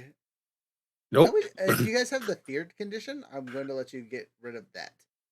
Yeah, buddy. Because you were no That's longer afraid? attacked. Yeah. You were no longer attacked throughout the night. So the badger moles don't necessarily scare you. You do also make an observation that they like to hum and tap, and they seem to be very almost musical with how they interact with the world. I would like to practice. What happens if I try to mimic them? Yeah. Do you try and mimic them? Yes. Would you like to push your luck to mimic the sounds they make? Yes. All right, do so. Can I help on that? You can. 6. Ah! Drop my die. So with I give you a +1. All right, you get a +1. You hear that? Yes. Yeah. Don't forget to mark a fatigue there, Guardian. Did it. All right. Let's see. 6 plus 6 plus Wow. 1, and push your luck. Rolls with passion. So God, why did I help -1. Did not 10. need help. Did not need help. Shoot myself in the foot for nothing. comes to 12. Gosh dang. All right, so with all the pluses and minuses and all that fun stuff, yeah, you kill it. Which means you guys You can now speak. You can't speak it. They don't have their own language. But your boldness pays off despite the cost. So the cost is you now have the badger mole's attention, but they seem to be very friendly towards you guys. Almost as if they like you. Especially the music you seem to be copying and imitating. You come to the realization that maybe if you had tried like some form of music, you might have calmed them down instantly. They seem to have a very positive reaction to music. So in the future, when you deal with badger moles, it would behoove you to be musical. Nice. Are you saying that the Man. badger moles think that his mimicry is fire? Yeah. I want to get good at this mimicry. Dang it. Why are you so good at everything? I pull out my harmonica. Oh God, no, not the harmonica. Bring out my cowbell. More cowbell, no harmonica. I have a cranking, screeching. You got a hurdy-gurdy over there? Hey, now the hurdy-gurdy sounds pretty good. It does sound pretty good. Cool. So they're friendly towards us now.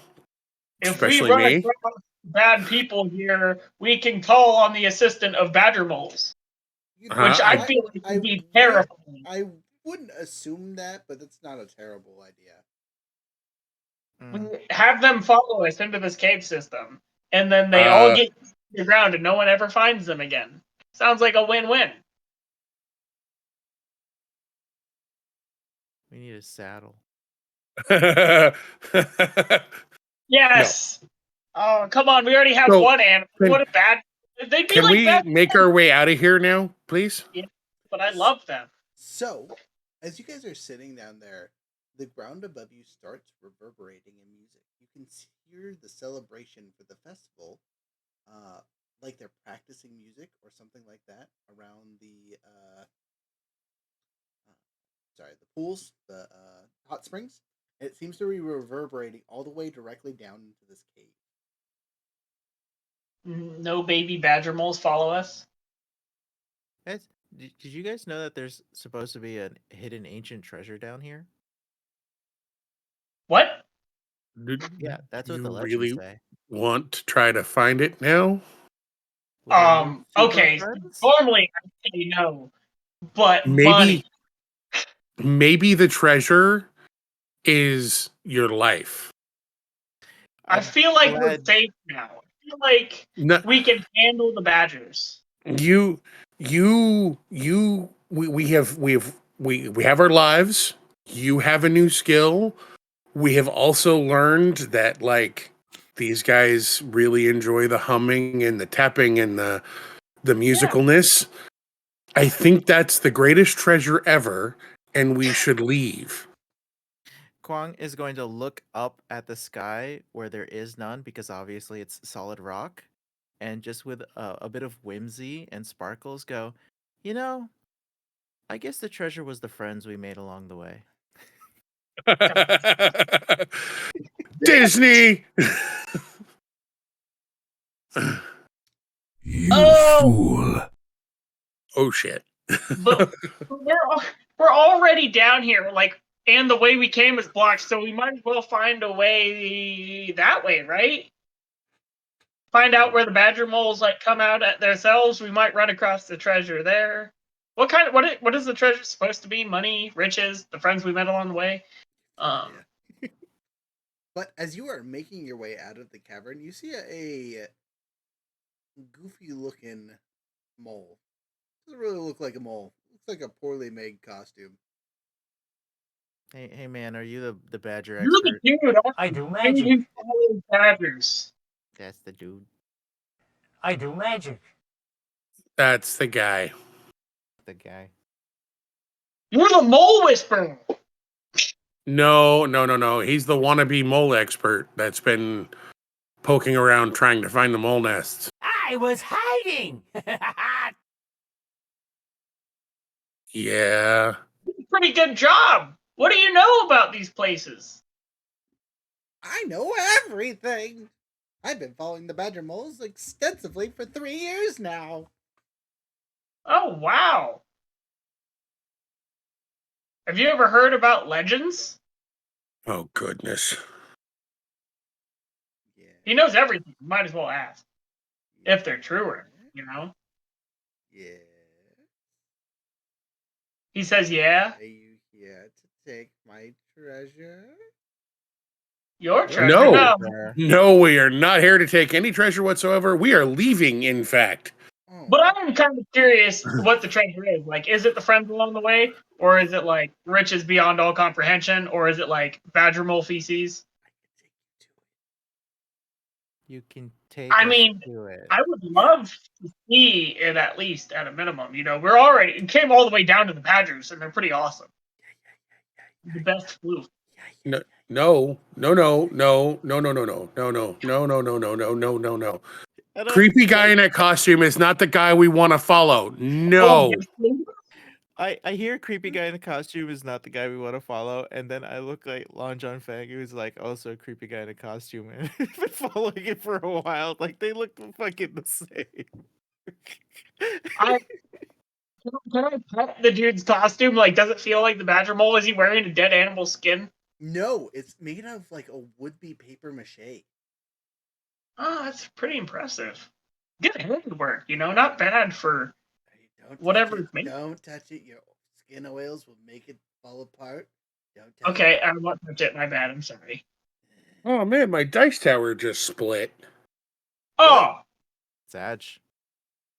Yeah. What the? That's not one of ours, is it? Yes, it is. What the hell? I need to see. Send me a picture of did that. you roll? I didn't hear a roll. I'll send you a picture when we're done. But yeah, it's split almost right down the middle on the bottom. What? Yeah. That's crazy. You dropping heavy metal dice in there? Just I got 2 pounds. Clutch. No, it was fine, and then like literally, I just picked it up to close it, and it split. Just too strong. Gosh dang. All right. I'll take. So Yeah, many send me a picture, will you? muscles. Luckily, you're a local. I can fix that. Maybe. I'm not worried about it. I was just I'm worried about it, dang it. Anyways, what? It sounds like I'm outvoted here on the. Badger people, Badger people, mole talkers, mole talkers, mole stalkers, mole Your stalkers. character is just not getting listened to by anyone. That affects your character's overall feelings and whatnot, right? Like obviously your feelings, but like your character development stuff, right? Let me just say, What, not I being listened to? Yeah.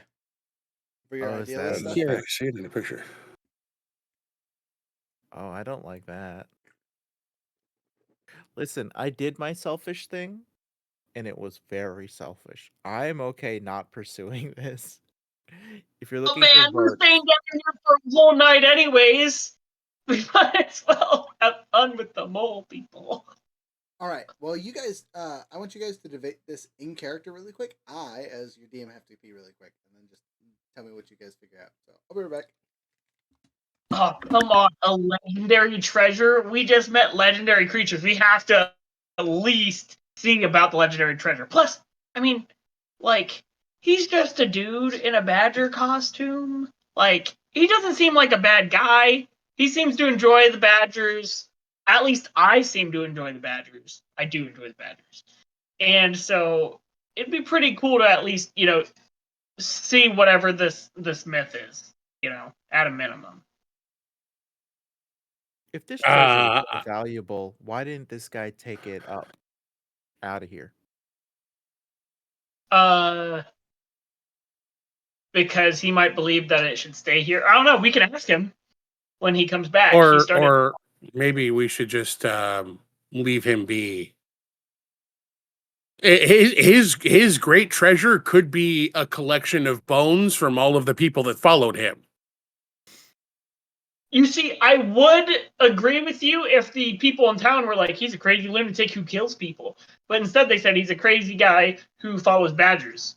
Yeah, Which to me, after that's witnessing our hold on. recent exchange, our friend is now able to do some cool That's stuff via badger that's watch. just the people in town.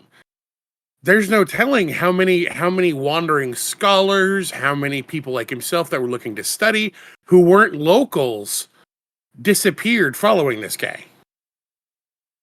Well, if he does And turn out to everybody in town just trumps it up to, well, they messed with the badger moles. I mean, that's fair. That's fair. Sounds like a cannibal. I'm back.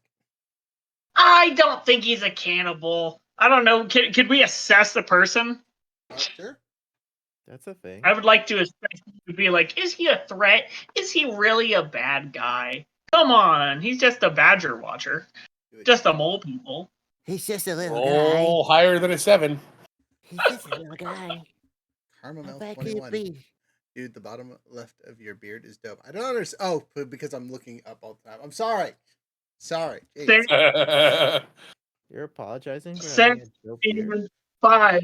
So a total of 11, but I'm rolling with creativity, which is +1, so 12.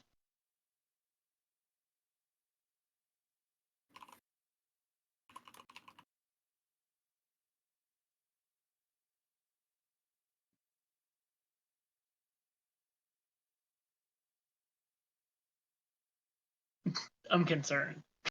A 12? Yeah, you're good. So Does he Good seem like how? a bad guy, or does he seem like a pretty cookie cutter, just a weirdo who likes watching moles? Um. So, what question are you asking? Who or what is a biggest threat? I would assume if he's not like It's you a guys. threat, You guys are currently the biggest threat. so he's not gonna beat us. We're fine. We're the threat. Key word being currently. Currently. In this moment, while you are trying to assess him, we are the bigger threat. That doesn't mean that it won't change later. Well, I mean, I would assume that is kind of along the lines of, I don't know, if the DM's being honest, in my opinion, and straightforward. 100%. You guys are the biggest threat. He seems like a crazy old dude. Not powerful, not thing. He looks like a silly badger mole. Okay. But it Yeah, doesn't seem so- to be lying to you or anything. Yeah. I'm comfortable with it. I feel like, what's the point of going on an adventure if there's not some adventuring along the way?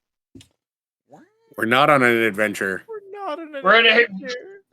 Tell that to the We- Badgers, okay? We hold on now. The whole reason we're here is because you guys didn't want to focus on our mission. Whoa, Now you're hold making. on. No. It's time for a call out. Call him out. Get him. That's a call out. Yep. All right. I deny it. No. Okay, so you guys know how that works, right? Or do you need me to read it Yeah. off really quick? So he has to call me out first, right? Yep. What principle are you calling them out on? Let's see. Calling Younger out on care, and I forget what Quan's principles are. Self-reliance and trust. Oof. Trust. He's not trusting you. Yeah, I'm gonna go with trust. Okay, so that'll shift you away from center twice. Does that put you over the edge? Yeah, that'll break me again. Okay, so that'll make you lose your balance. Which way did you fall off your track? Same way. Ah, So towards roll. dang, you're rolling it up, dude. So you can give in or submit to your opposition because they've made you so angry after you call them out. Or you can lose your control in a destructive or harmful way, or you can take an extreme action in line with your principle and then run away. But first you have to roll on a hit. Oh So man. it's a 5 and a 3, so 8. Okay. So they're called out. Or they can mark a Right, condition. So they either have to do what you say or they can mark a condition. Sorry. They must either do it or mark a condition. On a 7 to 9, they challenge your view of the world in turn. So I can either mark a fatigue or they shift my balance as they choose. So And I will go ahead and take the fatigue, and that would stop me from breaking. Don't you have and to now shift I your- can do a call out, or I can take fatigue or a condition, or You can- just you- do it. You can deny a call out, right, and not suffer the consequences it is by doing a roll and all that fun stuff, and say, or if you fail to deny a call out, you'll take double the damage. If I deny call out and I fail, I take double damage. Correct. Or you could just take Or- what he just told you and then deal with that. So I can either do what they say or deny, right? Mhm. Those are my options. Those are your options. I will attempt to deny, and it's probably not going to end well because it's a 10 plus. Oh my. Well, actually, if you miss, you stand strong, clear condition, clear 1 fatigue, or shift your balance. Your choice. Okay. So denying a call out is the only roll where you You want to low. miss. Yeah. So what plus or minus do I take to this roll? So he called you out on care, so it's the he's pushing towards care, so you're gonna take the negative. Oh man. That means I literally have to get 12? No, you want to roll low. Oh, okay. That's weird. It's the only one where you want to miss. 4 and 5. And then it's -2. Man, I'm retarded. 4 plus 5, 9, 7.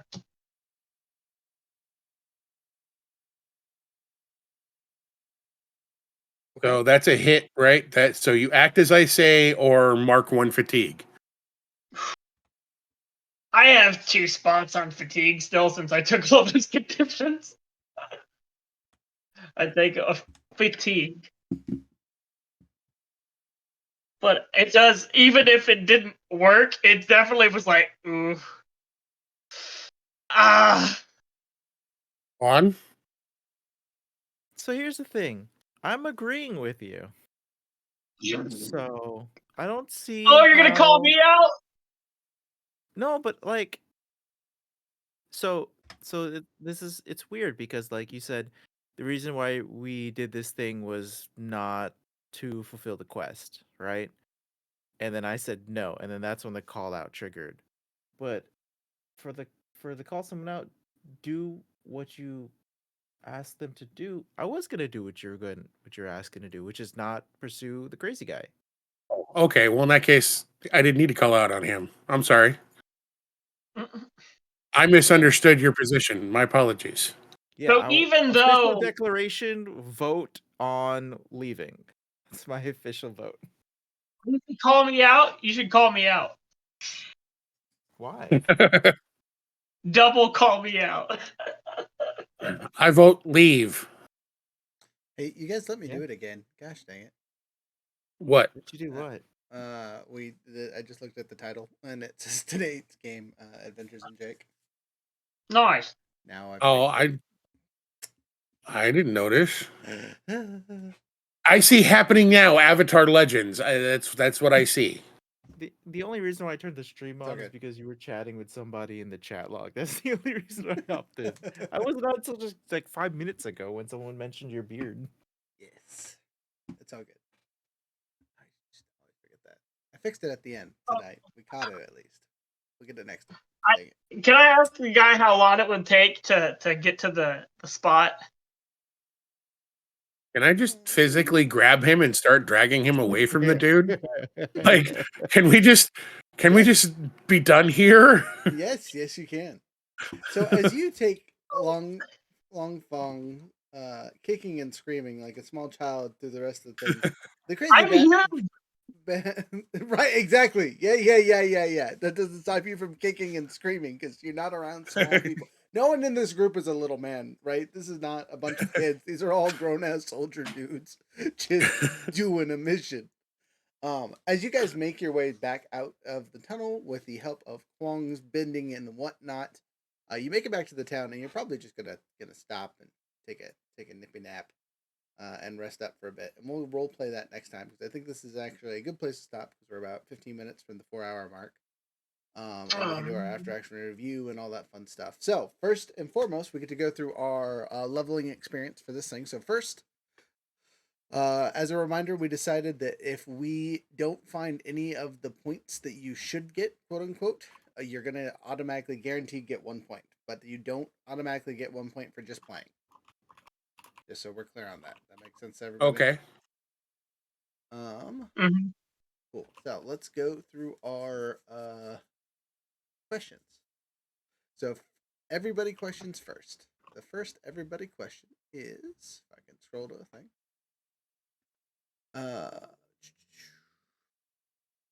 Did you learn something challenging, exciting, or complicated about the world? Yes, that. Sorry, I'm looking at the printer for the version. It doesn't show that one. I would say at least character-wise, like maybe not player-wise, but like actually sitting down and watching a badger, like, and figure out that they weren't talking to people necessarily, but like ancestors just like observed their movements and were able to extrapolate that information and use it in their own bending, like Quan just did, would be something pretty amazing.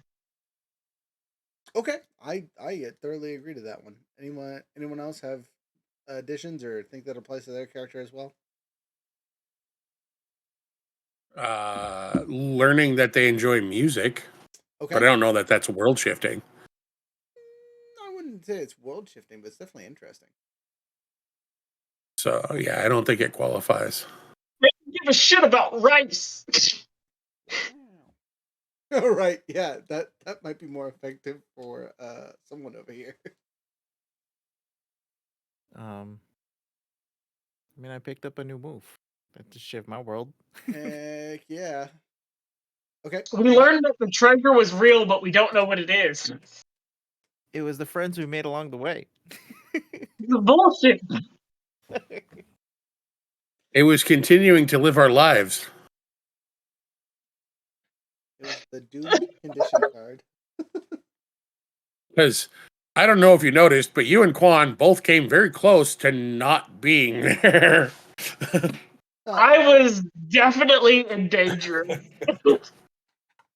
Just as a reminder, as long as you don't end with like the doom condition, your character probably won't die from taking all their conditions and fatigue and all that fun stuff. It's only when they have the doom condition and then they get goofed up is where they're probably dead.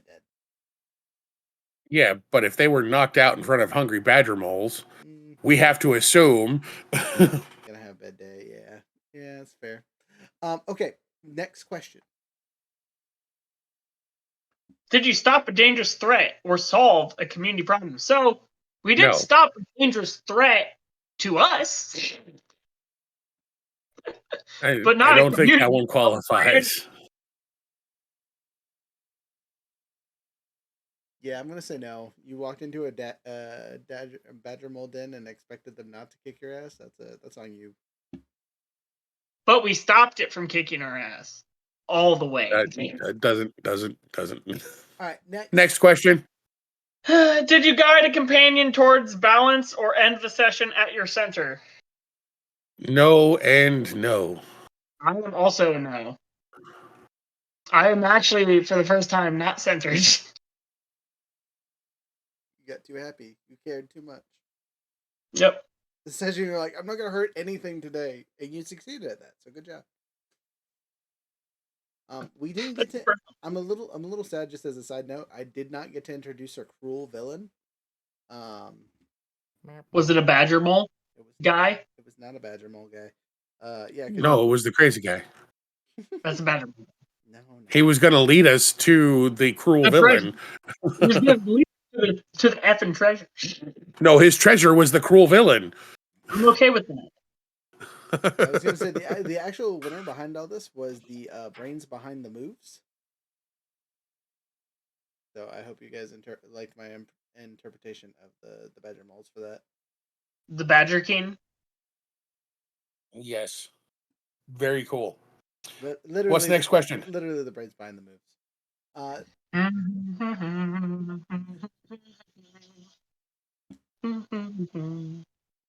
So thoughts? Next question. Those are the end of the group questions. All right, individual questions.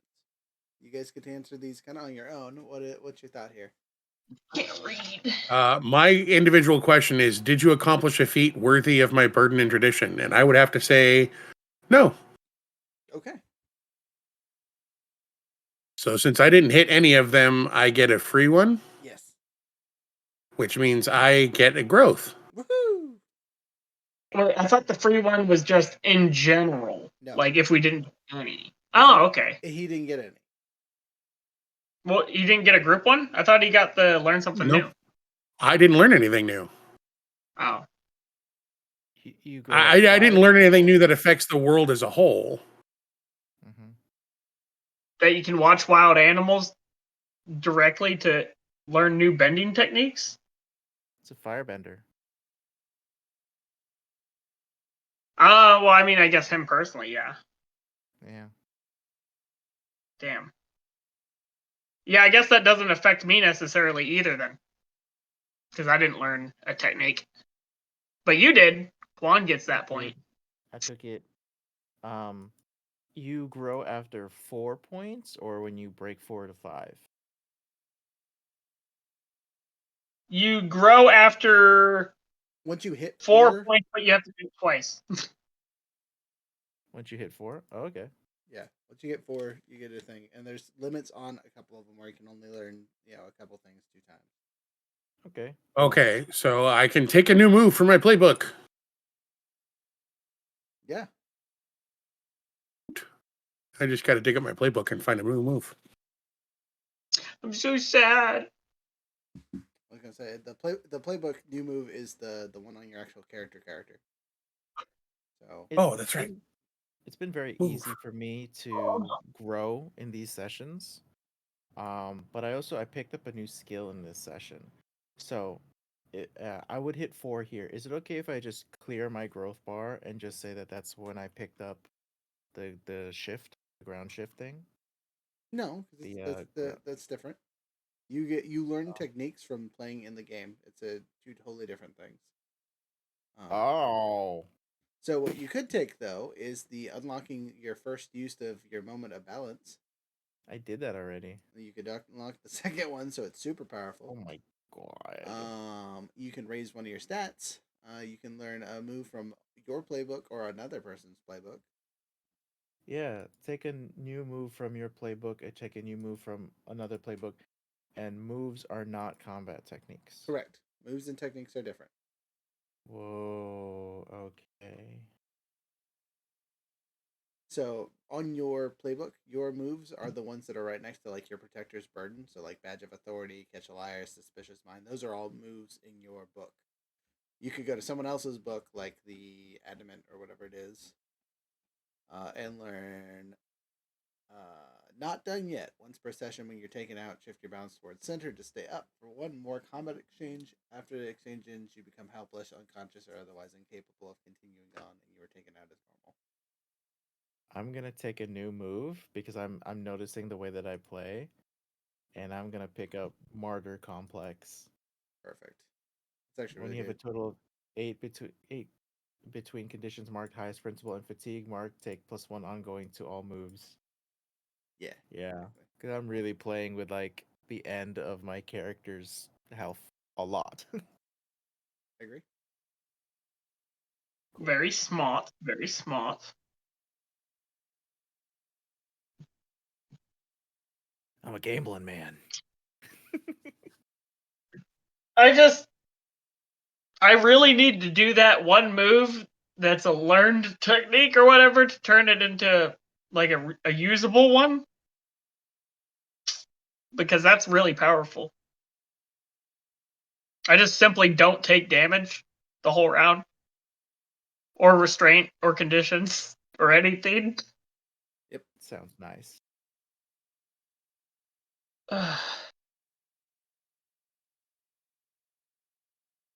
Well, I had no growth points personally because made zero progress towards defeating Bo.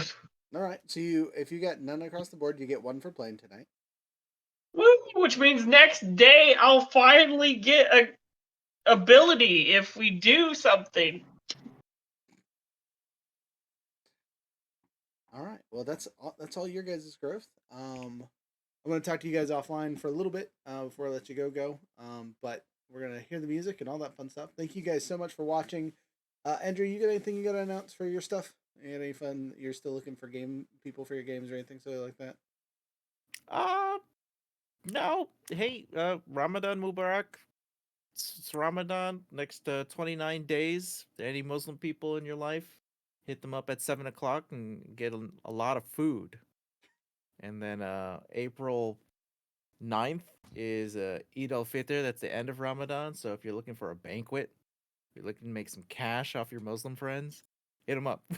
There, that's for everybody else What? who's not in the Islamic faith. I just set you up real good. You're gonna eat good this month. All right. Well, we'll keep that noted for later. So, us for our things, we had a really good event this weekend. We might have one at the end of the month. Our code is Shamrock 907, all caps. 10% off at the website, all that fun things. Younger, we got anything else we need to announce? Oh, we do actually. Sorry, we have a movie night this month. We're doing a community event. Last week of the month. We will be watching Starship Troopers at like 6 o'clock on a weekday of some sort. I don't know if it's gonna be like Wednesday or whatnot. But Oh something yeah. silly like that, not to interfere with our regular playing schedule. So we'll get that more settled a little bit closer to the end of the month. But keep that in mind. Oh, excuse me, sorry. Yeah. Managed democracy. Yeah. Go play Helldivers too. If you need friend code, let me know. Um, I'm obsessed. I'm so jealous. You should be. It's worth Really the time. good. Yeah, like for no good reason. All right. Frozen, you got anything? You got any fun streams coming up for your things? Negative at the moment. Okay. All right. Well, keep an eye out for Frozen. Give him a follow regardless. He's out here doing the twitchy stuff from time to time. So, thank you guys so much for watching. And with an adventure in mind, have a wonderful time.